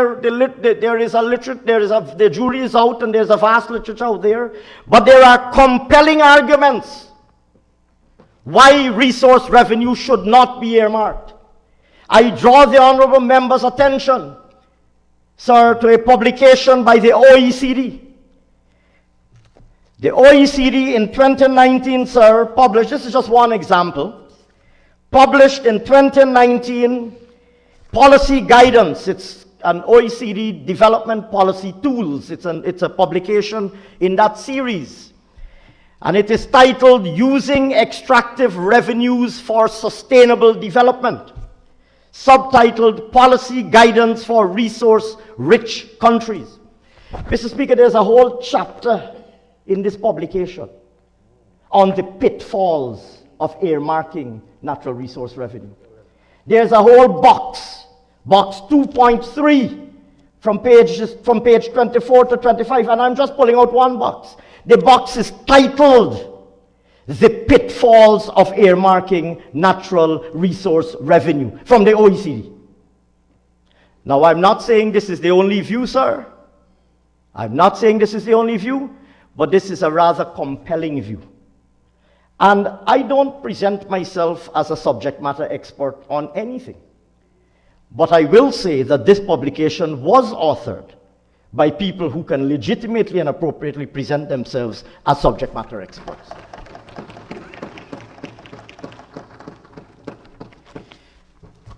Mr. Speaker, the honourable member made much ado about macroeconomic performance and incurrence of debt. Mr. Speaker, it is this People's Progressive Party civic government and our predecessors that brought Guyana back from bankruptcy. I believe it was the Honourable Minister Onesh Walrond who read this morning from the 1993 budget, quoted from the 1993 budget speech, when more than 100% of government revenue was being utilized to service our debts. And it is a previous People's Progressive Party civic government that has brought us back from the bankruptcy in which the PNC had placed us. Mr. Speaker, today Guyana's debt to GDP ratio is the second lowest in the Western Hemisphere, thanks to prudent fiscal management by the People's Progressive Party. When countries around the hemisphere and around the world have a debt to GDP ratio, have debt to GDP ratios that exceed 100%, and in even more cases that exceed 60 and 70 and 80%, Guyana's debt to GDP ratio at the end of 2025 was 28.6%. Like I said, the second lowest in the Western Hemisphere. Mr. Speaker, and the same applies to our debt service to revenue ratio. Mr. Speaker, in 2025, compared to the more than 100% that Minister Waldron referred to in 1993, in 2025, the debt service to revenue ratio in Guyana was 5.53%. Coming from a position where we were spending more than 100% of our revenue, we are now spending 5.5% of government revenue to service our debt. And at the same time, sir, we are investing aggressively to transform our country for the long term. Let's build Guyana. And at the same time, sir, we are improving and expanding social services. That, Mr. Speaker, that, sir, is prudent and responsible economic management. But the honourable member doesn't want to hear that. The honourable member instead, Mr. Speaker, believes that he can continue in the tradition of distorting the facts and distorting and misrepresenting the truth to present a false and inaccurate picture to the people of Guyana. But these are different times, sir. But Honourable Minister, you're imputing now, right? I withdraw, sir. I'll be guided by you, sir. I withdraw. The honourable member made much ado, sir, about the performance of the well, he gave this absolutely astonishing, he made this point, sir, about the rate of growth. And he made the point that we were growing at 46% and we are now growing at 16%. Mr. Speaker, when you start at 1 and you grow by 1 to 2, you're growing by 100%. When you grow from 2 to 3, you're no longer growing by 100%, you're now growing by 50%. When you grow from 3 to 4, you're no longer growing by 100% or 50%. You're now growing by 33%. When you grow from 4 to 5, you're still growing, your economy is still growing by the same absolute level, but your rate of growth as you grow on a larger base, your rate of growth will decline. Mr. Speaker, that is not rocket science. It's not rocket science. It is not brain surgery. It's not even frying chicken. It's basic arithmetic. It's basic arithmetic. It's basic arithmetic. Mr. Speaker, the honourable member speaks of the non-oil economy. Sir, we know that apart from the services sector, Guyana has a very important non-oil extractive sector. We have gold, we have bauxite, we have other minerals, we have quarry stone and sand, etc. Mr. Speaker, just like, I believe it was, I don't recall who it was on their side, the honourable member cited when the gold industry was declaring 700,000 ounces during the APNU-AFC period. Mr. Speaker, that declaration was thanks to large-scale operators that the People's Progressive Party brought to Guyana.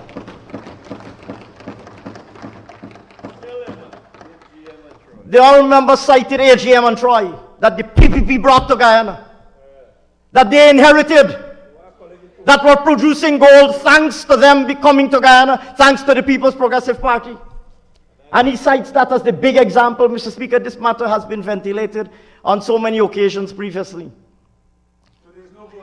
Mr. Speaker, the honourable member turns to bauxite. The honourable member turns to bauxite. Sir, when the People's Progressive Party When the People's Progressive Party demitted office in 2015, bauxite was being produced in the Berbice River. And more than 1,000 persons were working at the bauxite mines in Berbice. I believe it was the Honorable Minister Vanessa Ben, who spoke of the fact that people from Aichuni, Kwakwani, Linden, New Amsterdam were working in the bauxite industry in Berbice River. Mr. Speaker,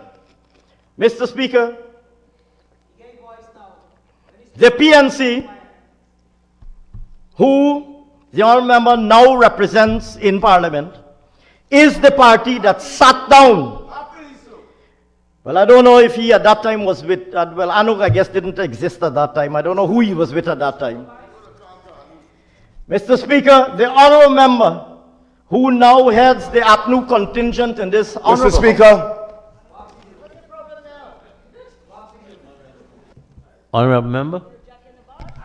Mr. Speaker, standing on 40A, but really and truly, this is an honorable house. And the Honorable Anand Prasad is saying that he's leaving to go call Kanu on me, imputing to me to be a drug dealer. I don't believe that that's the standard of the house. Honorable member, I didn't hear that, but if honorable member is going to use that language, please desist. Honorable Minister. Mr. Speaker, and let me be crystal clear that this People's Progressive Party, civic party, and in government, whether in government or in opposition, we were in opposition at that time, we would always stand on the side of the working people of Guyana. Mr. Speaker, the PNC sat down and allowed the Berbice bauxite operations to be closed, allowed hundreds of workers, more than 1,000 workers, to be put out of work, even if there were labor issues. Instead of addressing, well, they didn't have a ministry of, did they have a ministry of labor? Did they have a ministry of labor? They didn't have a ministry of labor. Mr. Speaker, they didn't have a Ministry of Labor. So I don't know if that is what paralyzed them. But Mr. Speaker, whether because they had shut down the Ministry of Labor or for whatever reason, they sat down and allowed those people to be put out of work. Those people were Lindeners. They came from Aichuni and Kwakwani. They came from New Amsterdam and elsewhere in the Berbice River. They were all put out of work because of the PNC, the APNU and AFC in government at the time. Mr. Speaker, this People's Progressive Party will bring back an investor to resume bauxite production in the Berbice River. And we will work, sir. We have already worked with the investor, sir, to have metallurgical grade bauxite produced in Linden. And this year, sir, in Linden, we will exceed 4 million tons of bauxite in Linden. Hundreds more Lindeners are employed today in the bauxite industry that were employed. About 500 more Lindeners are employed. That's 500 Linden families are employed in the bauxite industry than were employed in 2020 in the bauxite industry as a result of us creating an investor-friendly environment in Linden. And they wonder, Mr. Campbell, sir, no amount of jack in the box, jumping up and down like a jack in the box, will compensate for the fact that he is part of a callous. Honorable Minister, we also have like in one of the phrases that we don't use. I had to caution the like a foul, remember? Certainly, sir. I would be guided by you. I withdraw. I think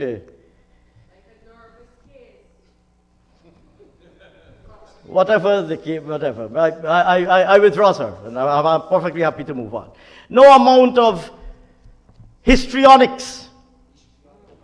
No amount of histrionics, sir, will compensate for the fact, will remove or erase or alter the fact that it is the PNC, the APNU-AFC, as they were then known, that presided over the collapse of the bauxite industry, hurting Londoners and hurting people of New Amsterdam and people of the Berbice River. No amount of histrionics will rewrite that history.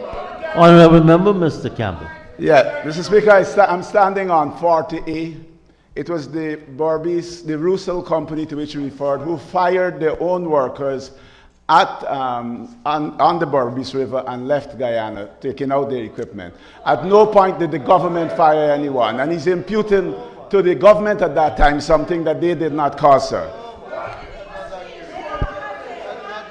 If the Honorable Minister has evidence to the contrary, I'm challenging him to produce it now, sir. Honorable Member, Mr. Campbell, this one is very hard for me to rule on, having been involved as Minister of Labour in that dispute, which started a little while and had many actors at that time, then inherited by Minister Gopal, and then a Department of Labour. So it's a difficult one. From where I was, there is a lot of credibility to the position taken by the Honourable Minister, because I was there, in Cabinet too. Thank you very much, Mr. Speaker. Suffice it, sir, to say. Honourable Minister, I was about to say, suffice it to say, I was even called racist by some actors. Well, there you go, sir. Mr. Speaker, thankfully, sir, we have the benefit of your prior experience in this matter, as we do on so many other matters where we get the benefit of your wisdom and experience. Suffice it to say, sir, that it was the APNU-AFC who were in government. Mr. Speaker, I'm standing on 40A again. Go ahead, Honourable Member. Mr. Speaker, you have pointed out that this matter was complex and started when you were Minister of Labour, then passed on to the Honourable N.K. Gopal when I think he was Minister of Labour, and then would have passed on to whosoever succeeded him at the, in the APNU-AFC. So this was a matter, the issue of poor industrial relations precede. Okay, you're treading on grounds which you don't have first-hand knowledge. But the Honourable Minister was making a particular point, and I need to allow him to complete because of the facts that I know, right? Mr. Speaker, I was in fact about to move on. I was simply going to make the point, sir. All that I was going to say, suffice it to say, that it was the APNU-AFC who were in government at the time that the Berbice River bauxite operations were closed down and people were put out of work. That is all. Now I understand that that is a government that said government is not responsible for creating jobs. So I can understand why they probably felt it's not their problem, and if the people are in work or not, it's not their problem. That's a different matter. But all that I was going to say is that at the time that the Berbice River bauxite operations were closed down, it is the APNU-AFC that were in government, and who therefore, whether by action or inaction, presided as the incumbent government over a situation that saw nearly 1,000 Guyanese families put out of income. And that is in the bauxite industry, not to mention all that is widely known about the sugar industry. And Mr. Speaker, I could go on for a very long time on various matters. Mr. Speaker, much ado, sir, was made of an IDB report that cites a poverty statistic. Go to that wall. Mr. Speaker, The 58%. Mr. Speaker, the 58%. Mr. Speaker, the report is unambiguous. On page 41, it has an appendix that is headed up, Appendix, Tables, and Figures. And the title of that appendix, it's Appendix Table AOA, Surveys Analyzed by Country. And it lists the countries. And it says, for Guyana, source, Bureau of Statistics. Survey, Labor Force Survey. Years, 2016 to 2018, comma, 2021. For those who need to be reminded, the period 2016 to 2018 fell squarely during the APNU AFC's tenure in government. And 2021 was in the heart of the COVID-19 shutdown. Mr. Speaker, the report is clear, page 41. 2016 to 2018, so that poverty statistic that they were trotting out is an APNU AFC legacy. It's an APNU AFC legacy. It says it here clearly. The report is titled 10 Findings About Poverty in Latin America and the Caribbean. It's published by the IDB as working paper number IDB WP 01644. It's dated November 2024. And on page 41, it says that the survey analyzed for Guyana was the labor force survey for 2016 to 2018 and 2021 when we were in the depths of COVID-19. No. On this, I rarely disagree with my cabinet colleagues.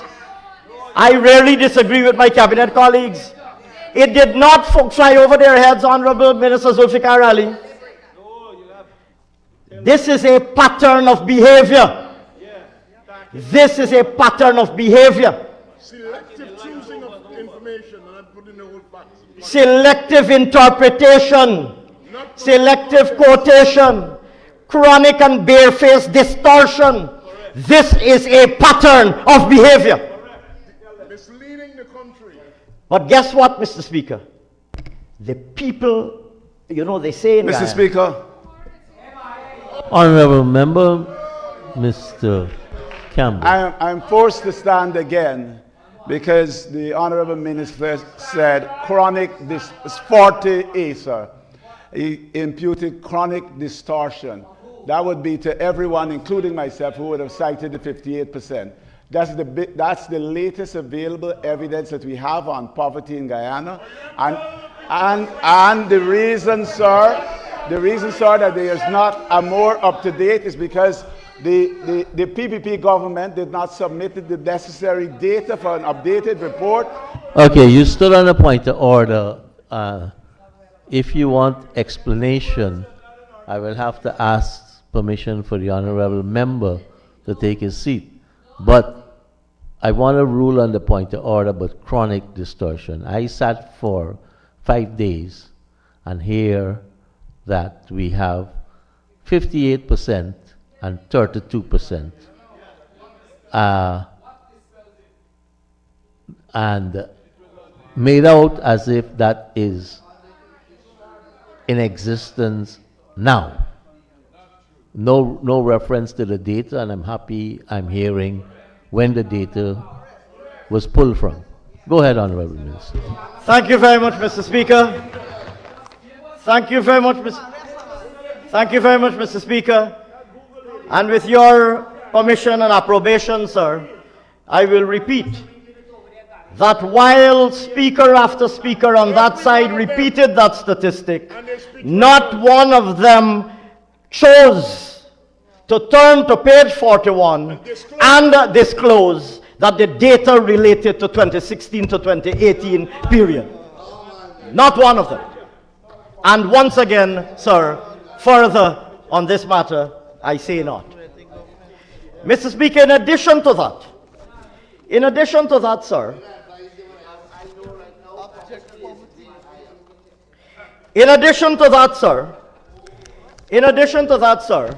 there is something called basic common sense.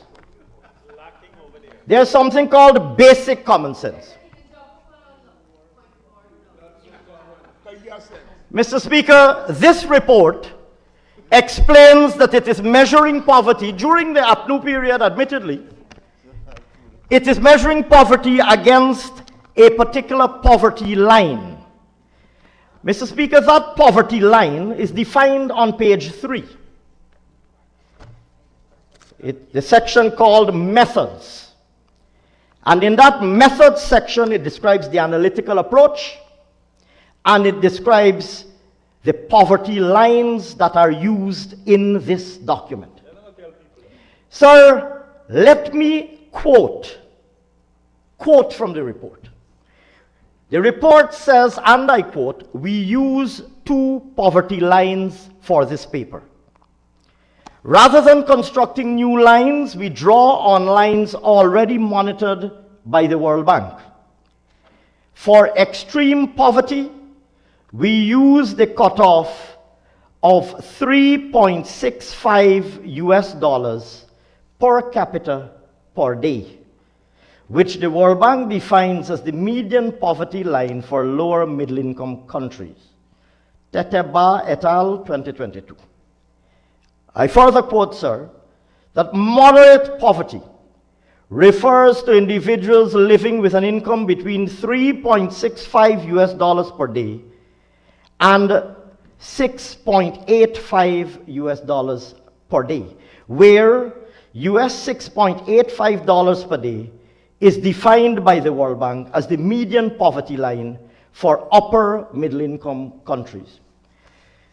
Mr. Speaker, if we take the moderate poverty line of $6.85 per day, let us round that up. My arithmetic is not what it used to be when I was younger. Let us round it up for convenience to $7 per day. And let us use, again for arithmetic convenience, 200 to 1. $7 per day at 200 to 1 is 1,400 Guyana dollars. Mr. Speaker, I challenge the honourable member to find anybody in Guyana working for 1,400 Guyana dollars per day. I challenge him to find anybody working for or willing to work for 1,400 Guyana dollars per day. Unskilled laborers, sir. Unskilled, and everybody knows this. Everybody in Guyana knows this. That an unskilled laborer $8,000 a day. does not come out of his bed and does not leave his yard for less than, Minister Jill says 8,000 Guyana dollars a day. Sir, common sense would tell you. Common sense would tell you, sir, that you can't get any, nobody is working for that amount of money in Guyana. Nobody. Nobody. Sir, if the honourable member can find people who are working at that rate and willing to work at that rate, bring them and we will pay them. We will employ them. But Mr. Speaker, it is convenient to continue to repeat the misrepresentation. And it is this convenient and now ingrained habit of misrepresentation. Like I said, could go on and on. We have a labor market survey, sir, that has shown how incomes have risen and how employment has grown and how unemployment has been halved. And how costs have gone up. Sir, and how unemployment has been halved. Sir, Mr. Speaker, that survey is publicly available and many members quoted from it. Mr. Speaker, but it is this chronic habit. It is this chronic habit of selective citation of statistics, whether accurate or otherwise, that has been displayed for a very long time by the APNU, AFC, the PNC, that has resulted now in their complete and abject loss of credibility with the people of Guyana, and that has directly resulted in them being consigned to 12 seats in the backbenches. There is a direct nexus because today, sir, the Guyanese people are much wiser. They are much wiser. They are much, much wiser, sir. With the result, sir, with the result, sir, that as others have said before me, those who, for one reason or another, could not, of course, the People's Progressive Party won a very solid majority. But we are a democracy and people are free to choose, and we will always protect and defend that. And there are some who are still not prepared to choose the People's Progressive Party, and we will continue to work to win their hearts and minds, and we will win their hearts and minds. But sir, there are some who were die-hard PNC, and they can't bring themselves to vote for the PPP. But Mr. Speaker, in 2025, they decided that they did not want to have anything to do with the PNC any longer, and they walked away from the PNC. And you saw it, Mr. Speaker, in Linden, you saw it in Georgetown, you saw it in New Amsterdam, and you saw it in villages throughout the length and breadth of Guyana. And the tragic reality, sir, is that they still have not learned their lesson. They still have the same behavior. The same behavior continue. Mr. Speaker, imagine the tens of thousands of those people. It has everything to do with the budget. Because tens of thousands of those people preferred to walk away from the PNC and walk towards a party headed by an individual who is subject to international sanctions. Can you imagine that? They walked away from you. They walked away from you. You love the Lindeners, but the Lindeners discarded you. You love the Lindeners, but you did nothing for the Lindeners, and they discarded you. They discarded you. And they prefer to go and walk away to a brand new political entity headed by an internationally sanctioned individual rather than vote for the PNC. Well, the PPP won 36 seats. You won 12. The PNC won 36. The PPP won 36 seats. You scrape home with 12.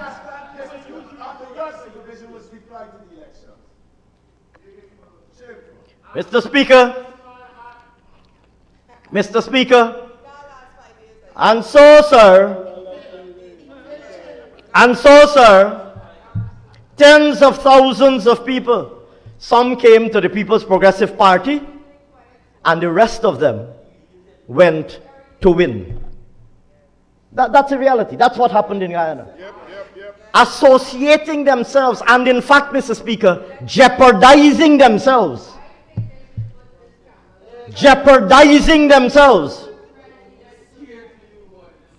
Mr. Speaker,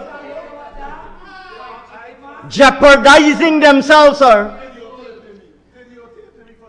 Jeopardizing themselves by associating themselves now with a party headed by a sanctioned individual.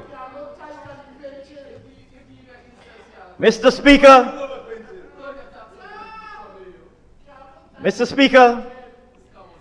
and I turn now, sir, to the leader of the opposition.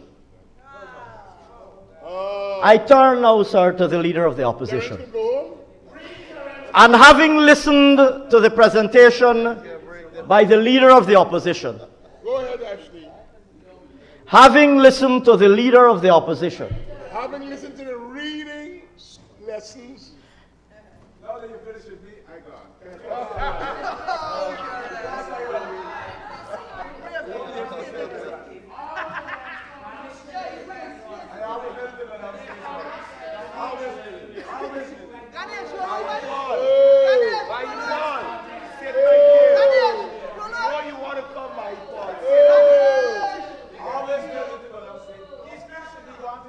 that's why we love Annette. Where is Annette? Where is Annette? We love Annette.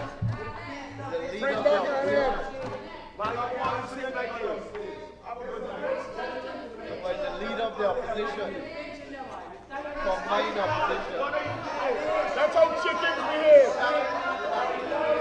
That's how chickens behave. I expected better of you, Honorable Mahipal. Be careful who you follow. Be careful who you follow. Be careful. Be careful about following the night watchman. Be careful about following the night watchman or the T-baller.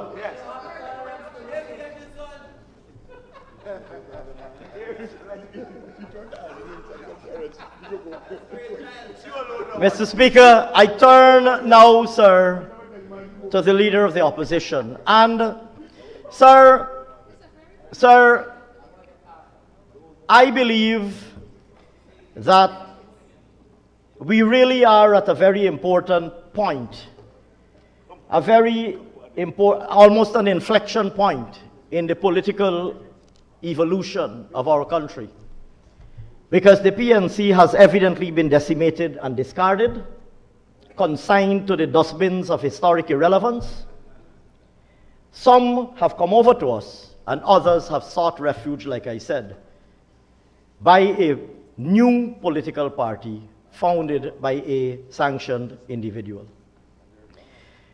Mr. Speaker, it is very important, and in doing so, sir, are willing or were willing, knowingly or unwittingly, to jeopardize themselves by this association.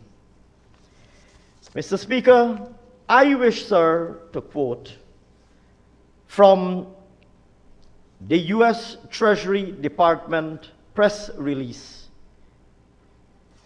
issued, sir, on June 11th, 2024, on the matter of the sanctions. That press release said, it started, today the Department of the Treasury's Office of Foreign Assets Control, OFAC, sanctioned members of one of Guyana's wealthiest families, Nazar Mohammed and his son Azruddin Mohammed, their company Mohammed's Enterprise, etc., etc. It goes on to indicate other parties who were sanctioned, including business entities, namely Hadi's World, Team Mohammed's racing team, etc.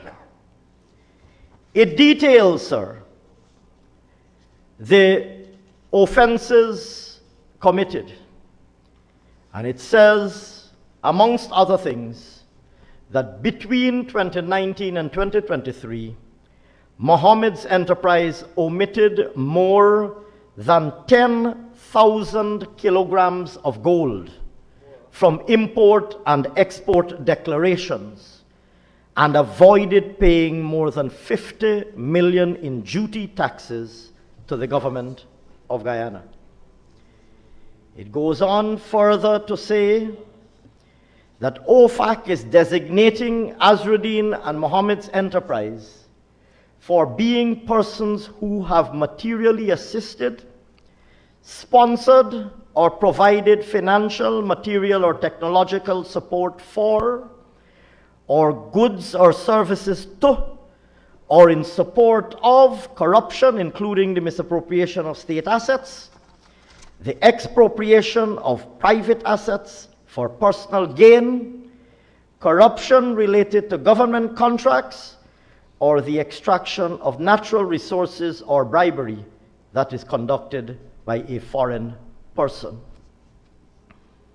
And it continues.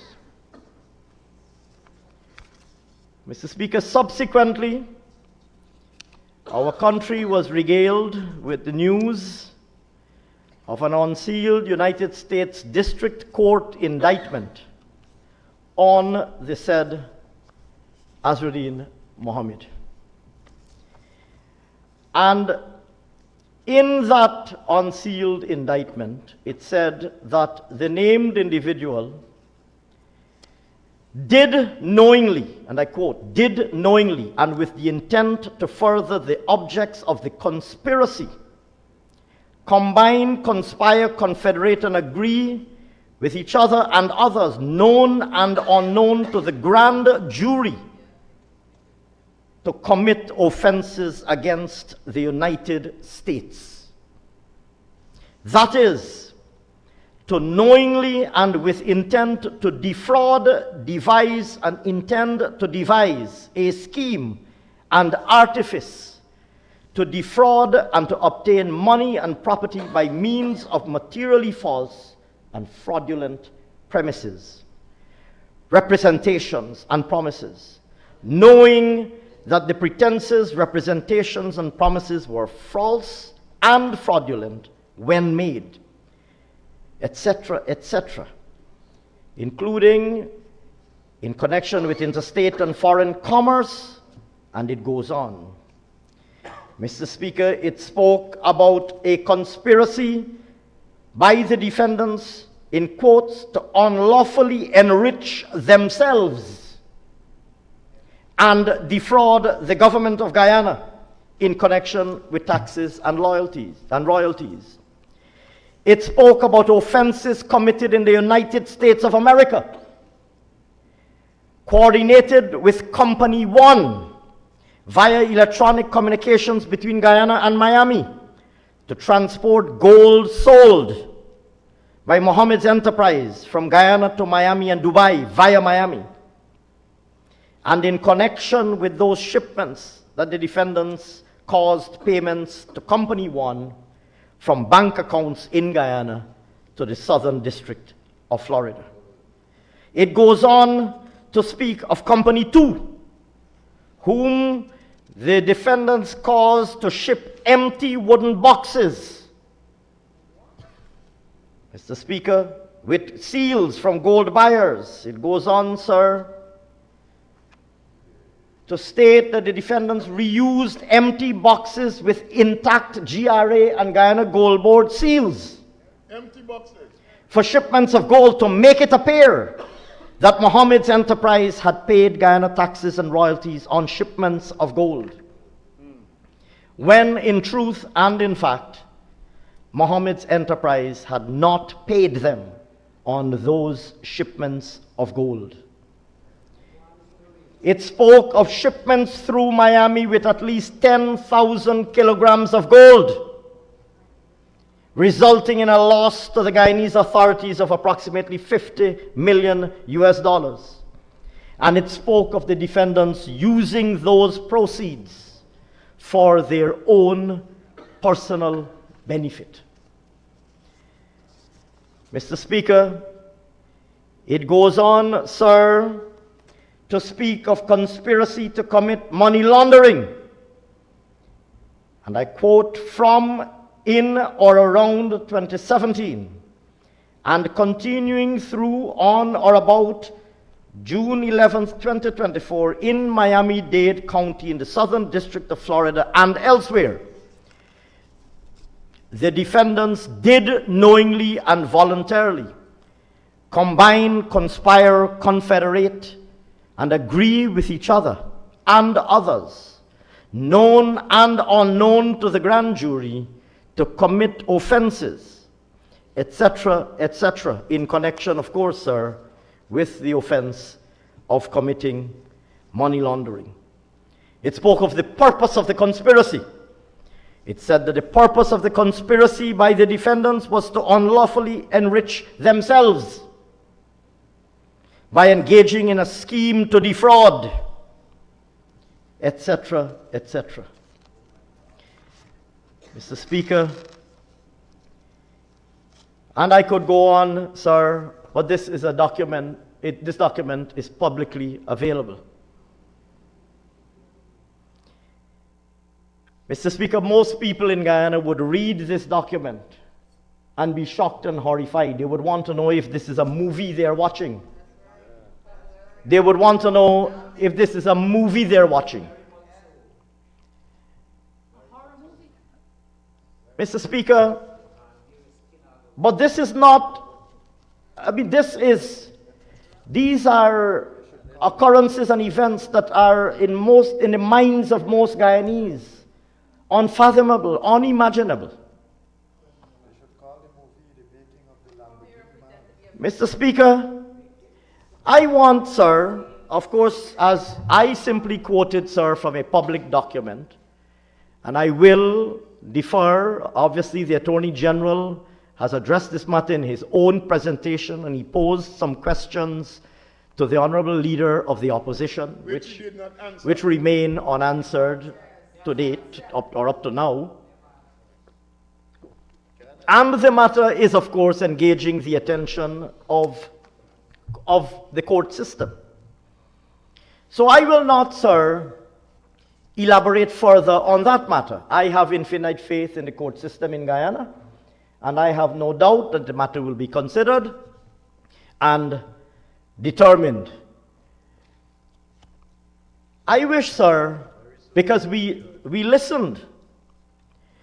We listened, sir, to a presentation that would ordinarily, I think to most people, appear on the surface to be very convincing.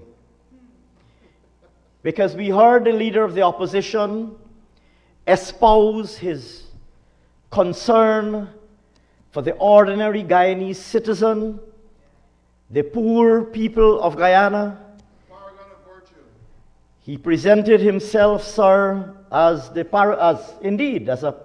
a moral authority,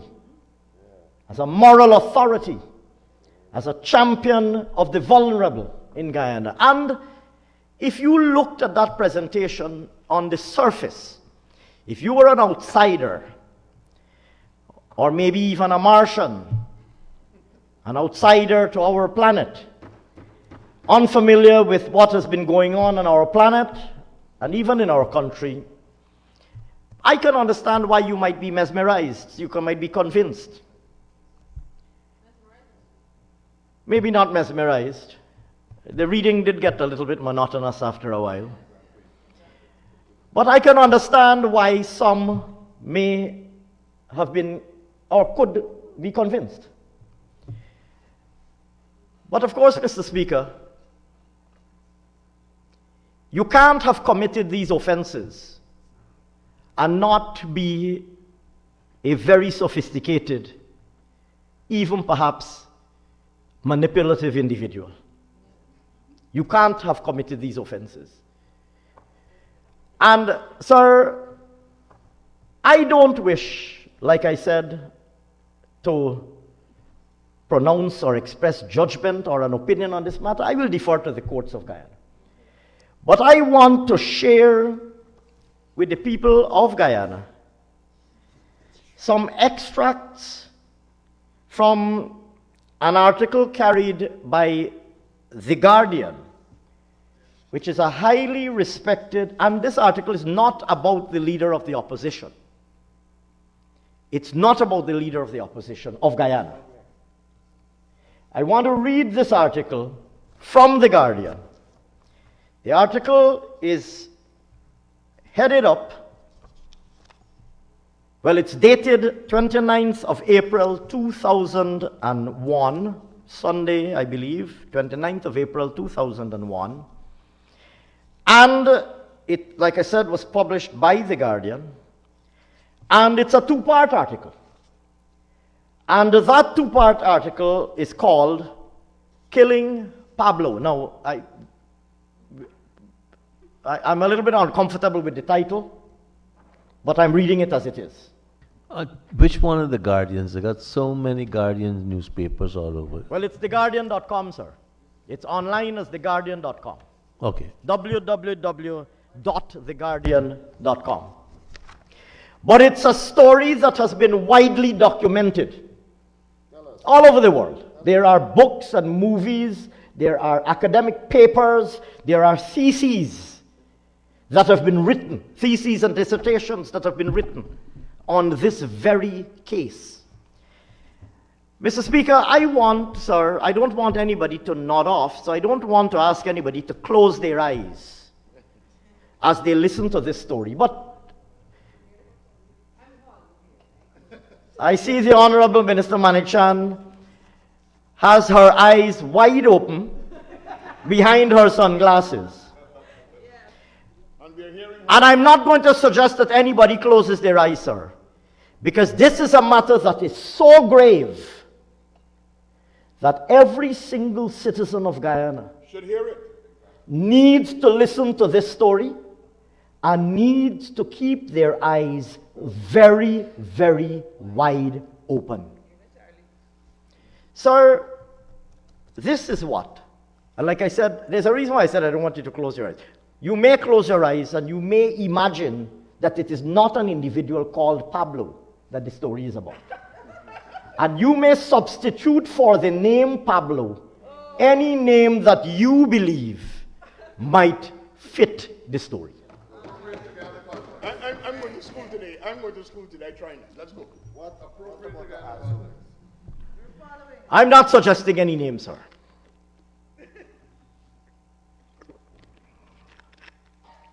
Mr. Speaker, in the preface, the prefatory paragraph to the article, the author, Mark Bowden, who incidentally wrote a book on this matter, says, and I quote, Colombian drug baron, playboy, and politician, Pablo Escobar, started out as a car thief and became the world's 7th richest man. In the first of 2 extracts from his new book, Mark Bowden explains how the school teacher's son, the son of an innocent school teacher, would let nothing stand in his way, not even the might of the United States government. The teacher's son is Pablo in this story. Sir, the article reads as follows, and I quote again. As his fortune grew and his fame spread, Pablo began tending his public image, conscientiously denying any official connection to his illicit enterprises and working hard to appear likable, although his reputation terrified, even hardened Medellin criminals. Employing leftist rhetoric when it suited his needs, Pablo played upon popular resentment of the established powers in Bogota and the historically hard feelings towards the United States. It goes on, it gets very interesting, sir. It says, surrounded by bodyguards and worshipful associates, he had begun to see himself differently. It wasn't enough anymore to have succeeded on the streets of Medellin or to dominate the international drug trade. Somewhere along the way, Pablo had begun to see himself as a great man.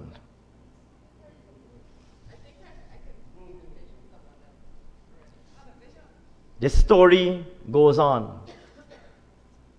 Politics was the next logical step.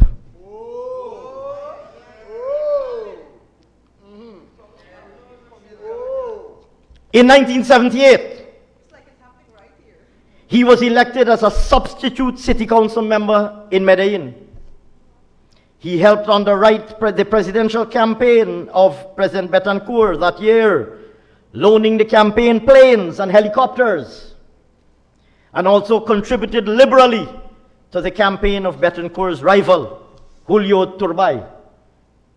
So, underwriting the campaign, loaning planes, and contributing liberally to the rival as well. We heard that tonight in the House.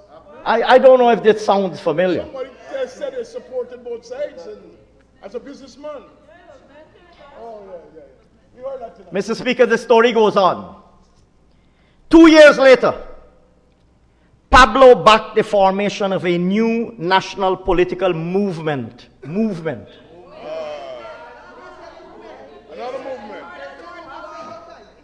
A word, sir, that we heard used with pride right in this honorable house. Wake up, guys. 2 years later, Pablo backed the formation of a new national political movement, etc., etc. In 1982, he ran for Congress himself. I read this book. Mr. Speaker, the story goes on. It said, so Pablo became a congressman. He became a congressman. It was just a substitute position.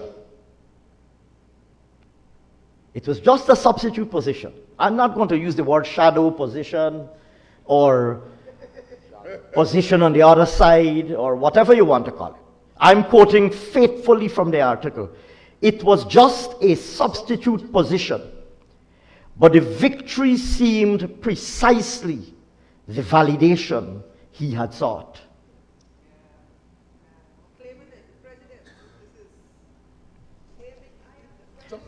Mr. Speaker, given the Colombian Constitution, the post conferred automatic judicial immunity. So Pablo could no longer be prosecuted for crimes under Colombian law. That's, of course, Colombian law, not Guyanese law. He was entitled to a diplomatic visa, which he began using that year to take trips with his family to the United States. He posed in front of the White House with his young son. This is his normal story here now, man. And began enjoying for the first time the mansions he had purchased for himself in Miami. Full stop. Pablo had arrived. Full stop. He told his friends that he intended someday soon to be the president of Colombia. And people probably used to call him president. The boss. Actually, it's interesting that you should say that. Because he founded, the story continues, he founded his own newspaper, Medellin Civico. Of course, that predated social media and social media pages. So in those days, he founded his own newspaper, Medellin Civico, which produced occasional fawning profiles of its benefactor. Yes, I remember him, one Escobar admirer said in its pages, his hands almost priest-like, drawing parabolas of friendship and generosity in the air, the hands. Drawing parabolas of friendship and generosity in the air. Yes, I know him. His eyes weeping because there is not enough bread for all of the nation's dinner tables. I have watched his tortured feelings when he sees street children, angels without toys, without a present, without a fortune. Pablo sponsored art exhibitions to raise money for charity. He founded Medellin Without Slums, an organization that sought to continue his housing programs for the poor. Somebody's been studying somebody here. He took walking tours of city slums with 2 local priests whose friendship implied the blessings of the church. Quarantine pastors. Bagot. Philippi.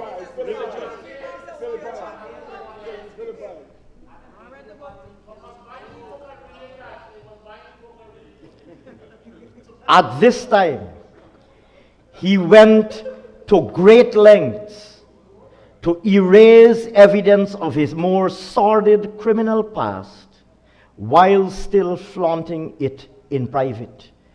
And he undertook an aggressive campaign to be seen as a benevolent, law-abiding citizen. He hired publicists and paid off journalists. Sound familiar? I'm reading, Mr. Speaker. I'm reading, sir, from this article. Mr. Speaker, with his election, Pablo became a popular public figure. To an increasingly admiring Bogota press, he became Colombia's own Robin Hood. In April 1983, the magazine Semana profiled him warmly, noting only that the sources of his wealth never ceased to be the object of speculation. Waving his diamond and gold Rolex, admitting to his ownership of a fleet of planes and helicopters and vast real estate holdings worldwide. In the article, Pablo traced the origin of his estimated $5 billion fortune to a bicycle rental business, which he said he had started in Medellin when he was 16 years old.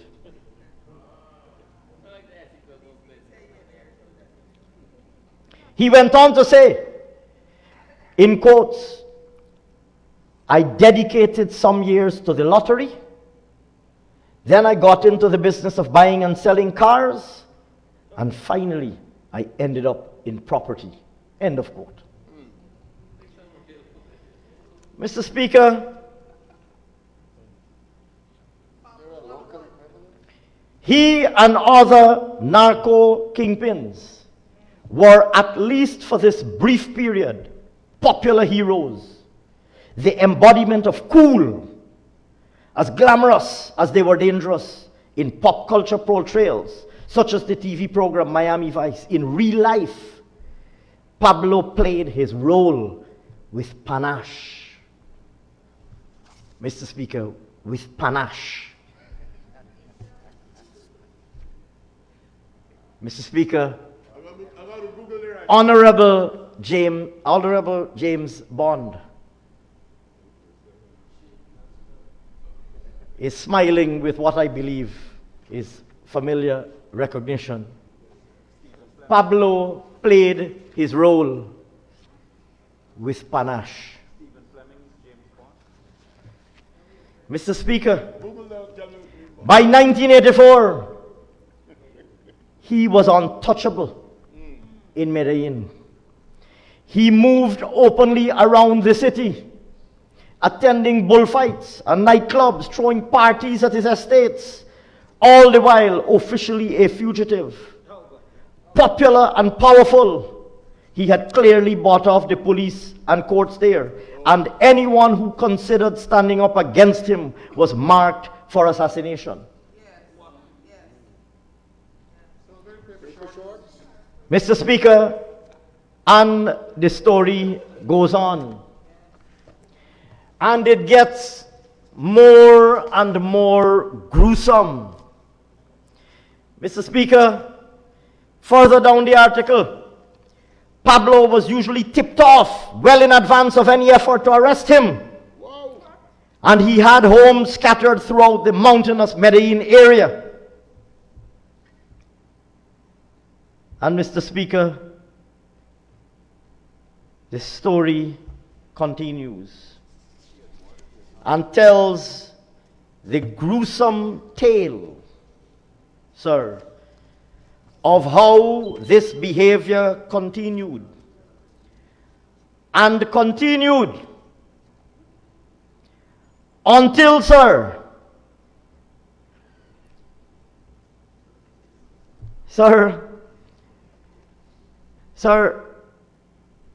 I can't even bring myself to read all of this article, how gruesome it gets. But I'm seeing some parts here I think that need to be mentioned.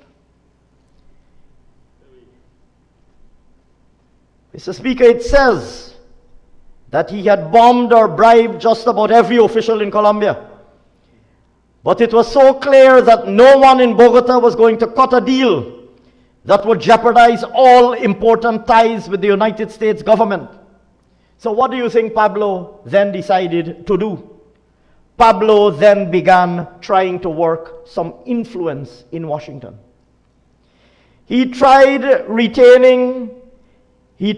had tried to retain a lobbying firm managed by Henry Kissinger in an effort to influence the Reagan administration. And he retained a lawyer who worked in the same firm as Jeb Bush, son of the president-elect, hoping to eventually persuade the younger Bush to approach his father. Both efforts failed. Mr. Speaker, and this is why I said it became gruesome. No, the Honorable Attorney General is right. There are some gory and gruesome. Mr. Speaker, there are some gruesome and gory details to this story that I am terrified to read. I don't even want to read them. There are some gory and gruesome details to this story. Bomb the plane, carrying civilians, a commercial flight. Bomb the plane, bombed an Avianca commercial flight. Bombed the plane. Bombed a commercial Avianca flight. Gruesome, Mr. Speaker. Killing 110 people on the plane. Mr. Speaker, it was an act of audacious cruelty. And Mr. Speaker, it is these atrocities that would prove ultimately to be fatal mistakes. They made Pablo enemies who were far more powerful than any he had faced before. Downing a commercial airliner was an attack on global civilization. It meant that Pablo now posed a direct threat to American citizens. And it goes on. Mr. Speaker, this is a terrifying story.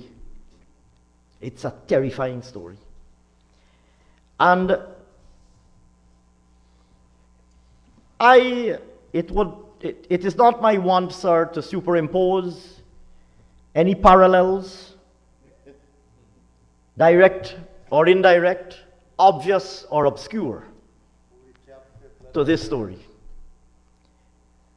But I ask all Guyanese people, through you, sir, while keeping your eyes wide open, to close your eyes and ask yourself if this story sounds familiar.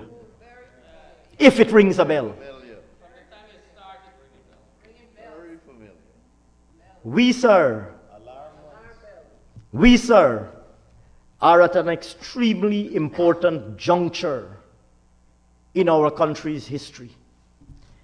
And, sir, just like in the case of Pablo, tragically, sir, it is the most vulnerable who are being exploited in pursuit of a very narrow personal effort to save oneself. To save oneself. And I felt sad, Mr. Speaker. I felt sad as I sat here and listened to the leader of the opposition speak. Read. Because he too is a young Guyanese person. And I asked myself, how did he end up here? In this situation? And I went beyond, sir. I thought of all of the innocent people who are being seduced, recruited and seduced into this effort with no thought of consequence for them, with no thought of consequence for them, sir, who are being recruited and seduced with one objective in mind. Mr. Speaker, if the honorable leader of the opposition is innocent, then let the court process proceed and let him prove his innocence, as I'm sure he will endeavor to do. If he could. But tragically, Mr. Speaker, tragically, sir, the leader of the opposition has chosen to ensnare everybody, all the members of his family, innocent, poor people, vulnerable people, recruiting them by whatever means to this quote-unquote political movement, with, one might speculate, the hope that somehow this will protect him. Mr. Speaker, the tale of Pablo is a cautionary tale. It's a cautionary tale. And we have a duty as right-thinking Guyanese citizens, and there are many, the overwhelming majority of Guyanese citizens are right-thinking. We have a duty, Mr. Speaker. It will not happen. The court process will go its way and will continue and will reach its eventual culmination or conclusion. Mr. Speaker, but at some point in time, those innocent people who got disenfranchised with the PNC, didn't feel that they could come with the PPP, ended up over there. Some of them had a grouse, some of them felt they were treated badly, some of them couldn't bring themselves to vote for the PPP, ended up over there. At some point in time, sir, they will be left high and dry. And sir, one of their frontbenchers, a shadow minister no less, in her innocent delusion, said that even when they carry the money was still there. We all recall that statement. That even when they carry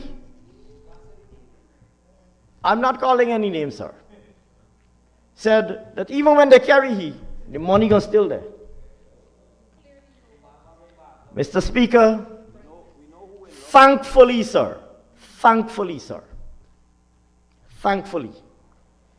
the Guyanese people are a lot wiser than to allow ourselves to go too far down this road. And the education you're giving them tonight is helping. They may not always be happy with the People's Progressive Party. We may not always get it right. Out of 10 things, we probably do 8 very well. We probably do one reasonably well. And number 10, we probably do not so well. We will not always get it right. But we get the overwhelming majority of things right.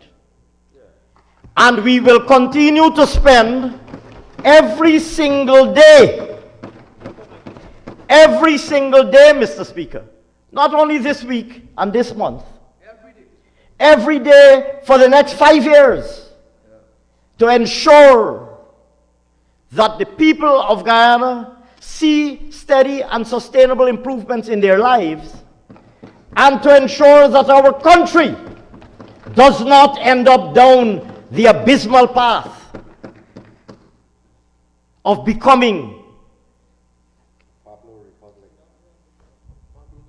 captured by Pablo and the likes of Pablo. Mr. Speaker, we commit ourselves to doing that work in order to protect our country and to protect the Guyanese people. There are some who, for the short term, may have been convinced for one reason or another that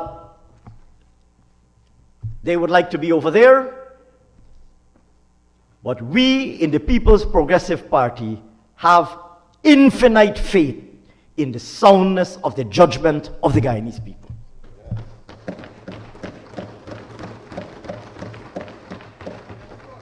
And so I say with the greatest of respect, to the leader of the opposition, and I'm saying this publicly, I say with the greatest of respect to the leader of the opposition, through you, sir, prove your innocence in court, as is your right. Prove your innocence in court.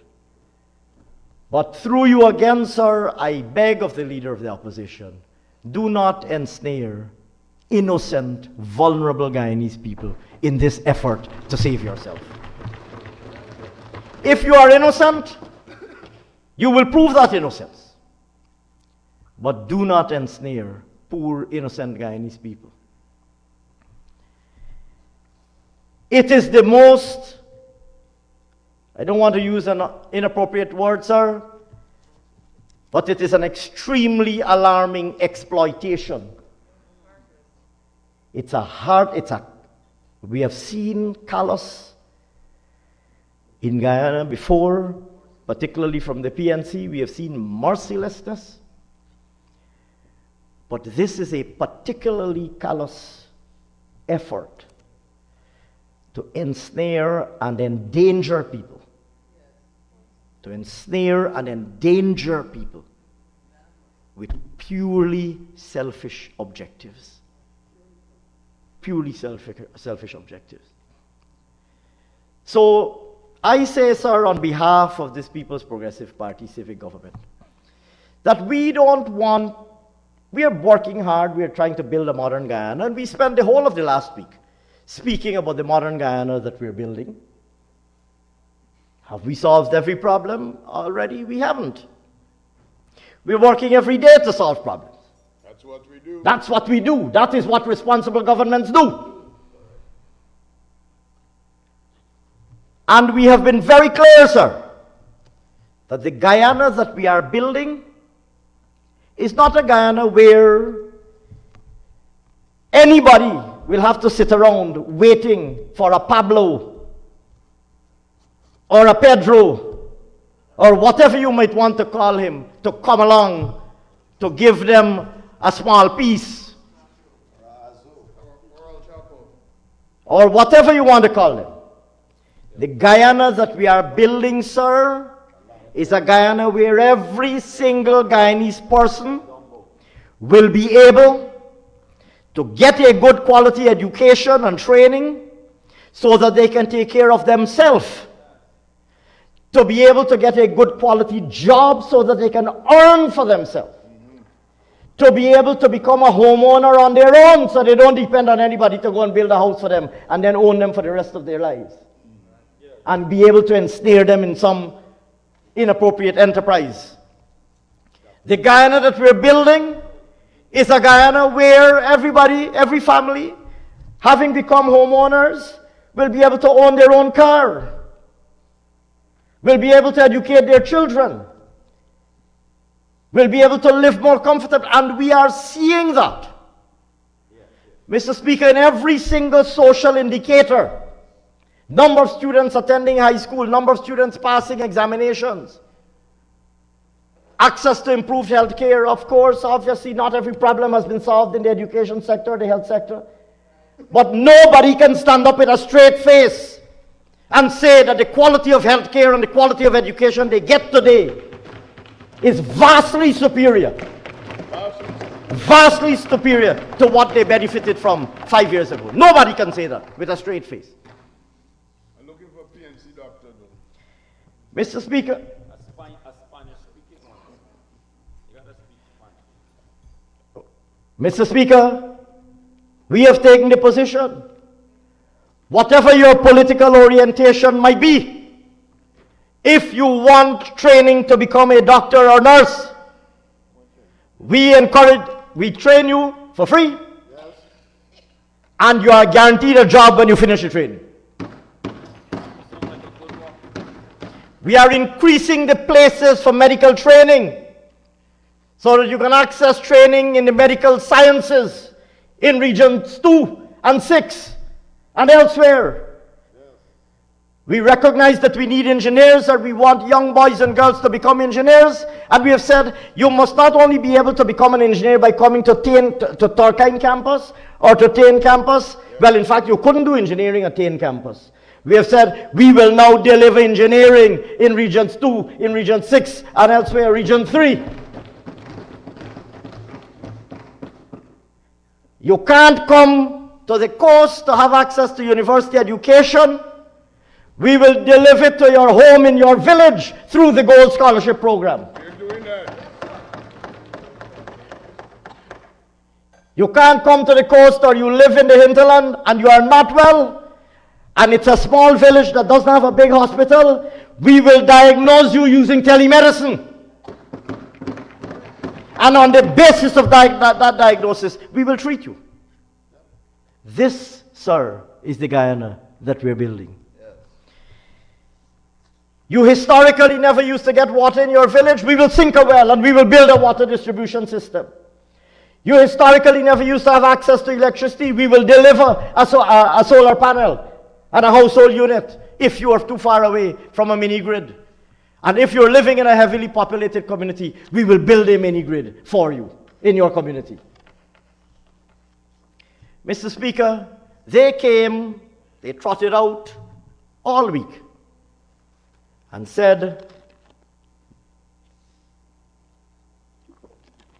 well, in fact, the leader of the opposition today said, putting people last. I think he said that with a lot of mirth and amusement. He wants to be put first.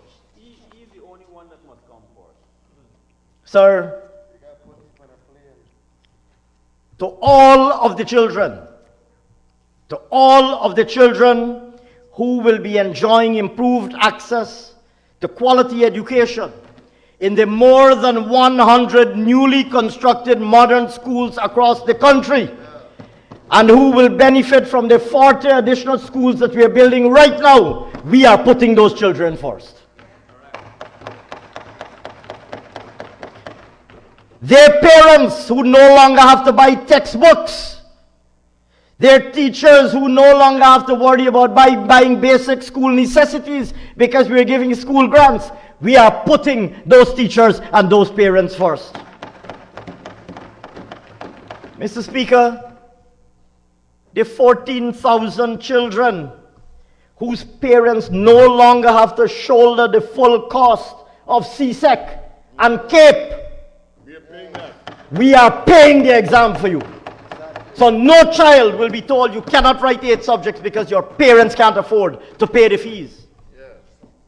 And all of us know, Mr. Speaker, of children who in a previous era could not write the number of 𝐶SEC subjects that they were able to write simply because their parents could not afford it. All of us know children who could have gone on to do 𝐃EP, but whose parents chose not to. They were brilliant children, capable of going on to 𝐃EP, capable of winning scholarships, doing well at 𝐃EP and winning the scholarships that would come with topping the country at 𝐃EP, but did not go on to write 𝐃EP because their parents could not afford to send them. And we are saying to you, we will pay for the 𝐃EP. We will pay for the 𝐶SEC. We will put the textbooks in the schools. We will give you a cash grant, every single child $85,000 a month. $85,000 a year, sorry. We will give you the Because We Care cash grant, $85,000 a year. A cash grant, incidentally, which was taken away by the AP and UAFC. We restored it. We have increased it. We have added a transportation grant. And when you add the uniform grant, it comes up to the very respectable sum of $85,000 a year for every single child. So when you say the budget has nothing for anybody, tell that to the parents of those children. And their solution, they can't even figure out what their solution. Some of them say, we will increase the cash grant. Some of them say, 5 Bs, bring back the 32 dilapidated buses. Not to mention the fact that we have been distributing, providing buses too in remote communities. Mr. Speaker, in the public health care system. The people who will enjoy world-class care at Lima, Dikendron, Diamond, Enmore, Bath, number 75 Village.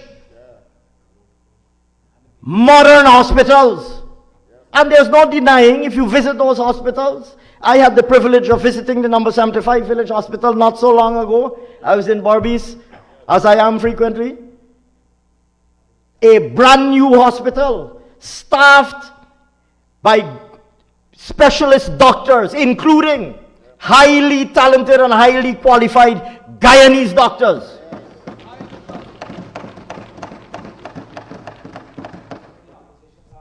All of those patients who are going to benefit from that world-class health care, sir, they don't count.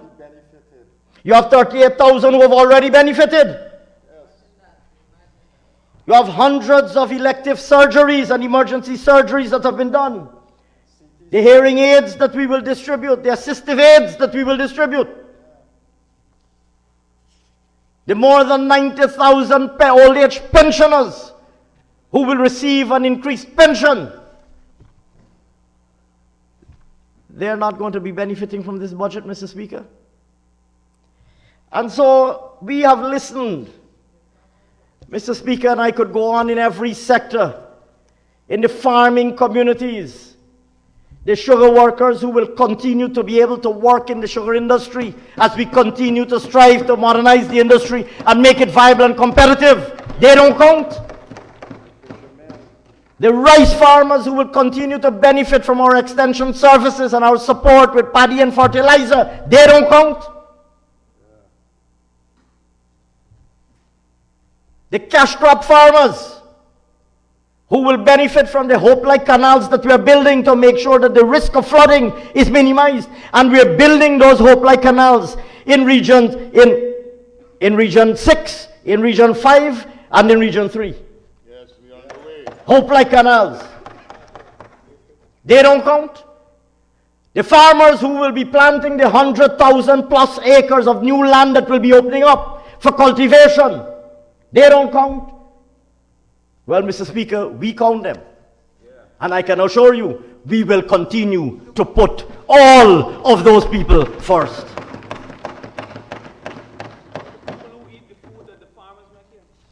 Mr. Speaker, the infrastructure that we're building out, the roads that for so long have been inadequate to handle the rapidly growing traffic. Many speakers on our side of the House made reference to the fact that now in 3 months, we import 10,000 basically, a whole series, 9,999 motor vehicles are imported. Within 3 months, those are Guyanese families becoming owners of their own transportation. And that didn't happen by magic, Mr. Speaker. It didn't happen by magic. It happened, Mr. Speaker, because, very simply, it happened, sir, because more of them are working, more of them are earning, more of them are in a position to go to the bank and take a loan because they now have an income, they now have a demonstrated accumulation of some amount of savings in the bank, they are financially included, they are credit worthy, they have assets that they can pledge, and the banks consider them to be a good credit risk. Mr. Speaker, on that matter alone, I can speak for hours. Sir, if you look, Mr. Speaker, at the manner in which private sector credit has grown, Mr. Speaker, it's important that we understand what is happening. Mr. Speaker, credit by the banking system to households. We have to understand what's going on. This 10,000 cars every quarter didn't happen by magic. The banks don't lend people who are not earning or who don't demonstrate a good credit risk. You have to have a good credit risk because the banks are lending other people's savings. Mr. Speaker, At the end of 2019,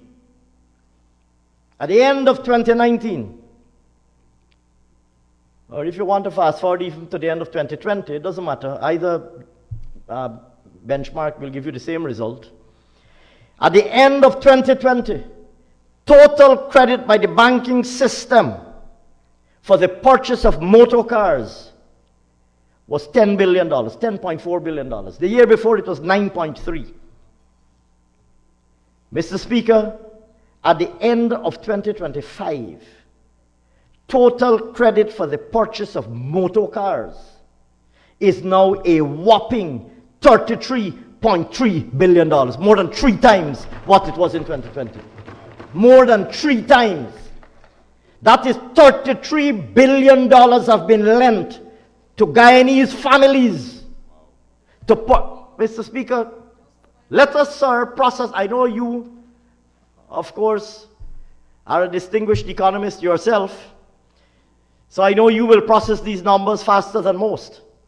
Let us process for a moment what has happened with private sector credit just for the purchase of motor vehicles. The banks in Guyana have lent Guyanese households $33 billion, meaning they have found enough Guyanese borrowers who are sufficiently creditworthy, meaning they either had assets that they could pledge and or they had a stream of income that the bank was satisfied will be able to repay the loan, to lend, Mr. Speaker, $33 billion to Guyanese families to buy motor cars. Process that for a minute. The answer, the reason, sir, is very simple. The reason is very simple. More Guyanese people are working, more own their own home, so they can pledge their home or an asset as a collateral. More Guyanese families have a level of disposable income that demonstrates creditworthiness. They are therefore a good credit risk, and the banks have confidence in them. The banks, as you know, are very conservative in Guyana. So imagine even with this conservative posture. Mr. Speaker, this is reflected everywhere. It's reflected in every single sector. It's reflected in every single sector. Mr. Speaker, I could be here for a very long time. I could be here for a very long time, sir. If you look at every category of vehicle registration, Mr. Speaker, if you look at private sector credit and the manner in which private sector credit on the whole has increased, Mr. Speaker, at the end of 2020, total credit by the banking system amounted to 259 billion Guyana dollars, 259.8 billion Guyana dollars at the end of 2019. Hold that number, 259.8. Mr. Speaker, at the end of 2025, that number, which you will recall at the end of 2020 was 259 billion. At the end of 2025, it is $531.8 billion. More than double. More than double. And it went to Guyanese businesses in agriculture, in mining, manufacturing, services, credit to households. Mr. Speaker, credit to households has doubled. At the end of 2019, credit to households was 33.5 billion. It was 34.1 billion at the end of 2020. At the end of 2025, it is $66 billion. These are not, Mr. Speaker, real estate mortgages. At the end of 2020, real estate mortgages amounted to 90.6 billion. At the end of 2025, real estate mortgages amounted to $185 billion. Double in 5 years, double. And what's more, Mr. Speaker, we want to make sure that every single Guyanese who wants to set up a small business, we want them to be able to access credit, access financing for their business. Mr. President, Mr. Speaker, our president made an announcement that we will establish an SME development bank This budget includes $100 million US. And Mr. Speaker, we're going to use that money to give small business loans to small entrepreneurs, sir, at zero interest, at zero collateral. We will not ask them to pledge collateral, and we will not charge them any interest. And what is more, sir, is we will work with them to be able to access additional financing with commercial banks, and we will work with them at a concessional rate. And we have already described the mechanism under which that will be done, that they can access up to another $7 million. And Mr. Speaker, our ultimate objective is for them to graduate out of this program and become small and medium-sized entrepreneurs who can stand on their own 2 feet. And so, Mr. Speaker, like I said, I could go on for a very long time, but perhaps I will save some of that for another occasion. I will conclude, sir, very simply. I will conclude, sir, very simply by saying the following. We really are at a truly historic moment in our country's history. In so many ways. In so many ways. And the people of Guyana are demonstrating a greater sophistication in their political judgments than at any other time in our country's history. And we saw this in 2025. And Mr. Speaker, our pledge to all Guyanese is that not a single day will go by over the course of the next 5 years. Not a single day or a single hour will go by over the course of the next 5 years that we, led by our president, will not be working hard to convince every single Guyanese person, those who voted with us and would like to stay with us, and those who for whatever reason did not vote with us, we will spare no effort in working hard to convince you and to demonstrate to you in an even more emphatic fashion than we have done in the past that the People's Progressive Party remains the vastly superior alternative amongst all competing, if I might afford them that courtesy, amongst all competing political alternatives.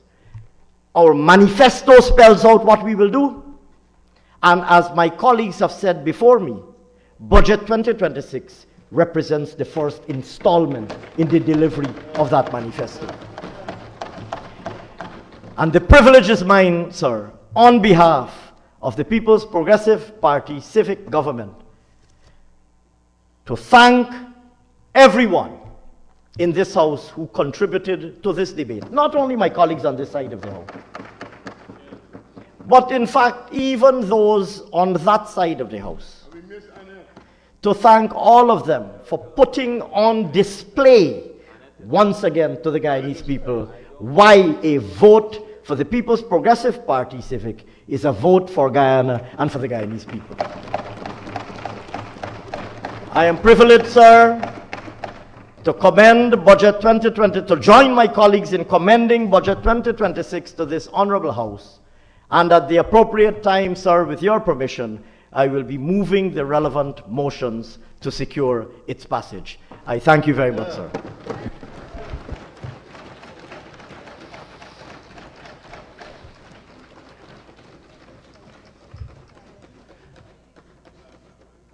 Thank you very much, Honorable Senior Minister in the Office of the President with responsibility for finance, the Honorable Dr. Ashni Singh.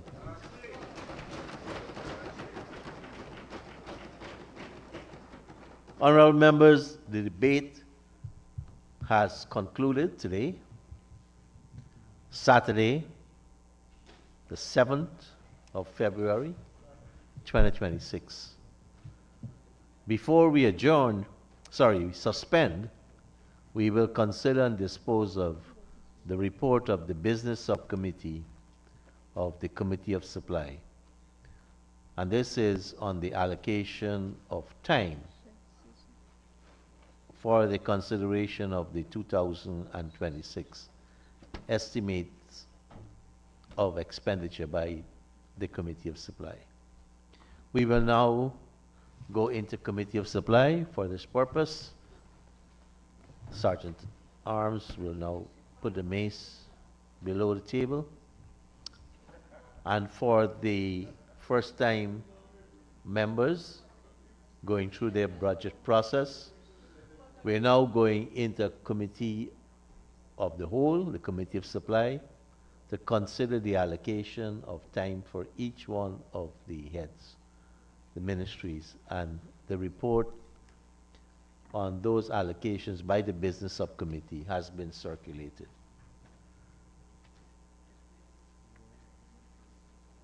So now the Assembly is in the Committee of Supply, and I wish to report that the Business Subcommittee of the Committee of Supply, this committee, we met on Wednesday, the 4th of February, 2026. We considered the allocation of time for consideration of the 2006 estimates in this subcommittee and passed a resolution on this matter. As I've said, the copies of the minutes, resolution, and schedule have been circulated. I now call on the Honorable Senior Minister, Dr. Singh, to move the necessary motion. Thank you very much, Mr. Chairman. I now, sir, move that this committee doth agree with the Business Subcommittee in the said resolution. Thank you very much, sir. And the details of which are included. I now put a question that the Committee of Supply approve of the resolution. Those in favor say aye. Aye. Those against say no. Ayes have it. We have passed the resolution. Just want to draw your attention, I think one of the days we're going to go till 2 a.m. on Thursday.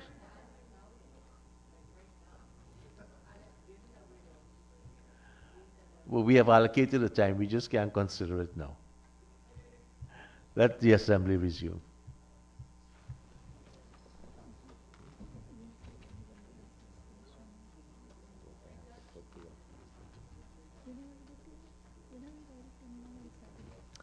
So we're back in committee. Honorable members, at this hour, again, I want to congratulate the Honorable Senior Minister for his almost 9 hours and 35 minutes of presentations during these debates. This is a good time to take the suspension, and we return on Monday at 2 p.m. Have a safe trip home. Good night.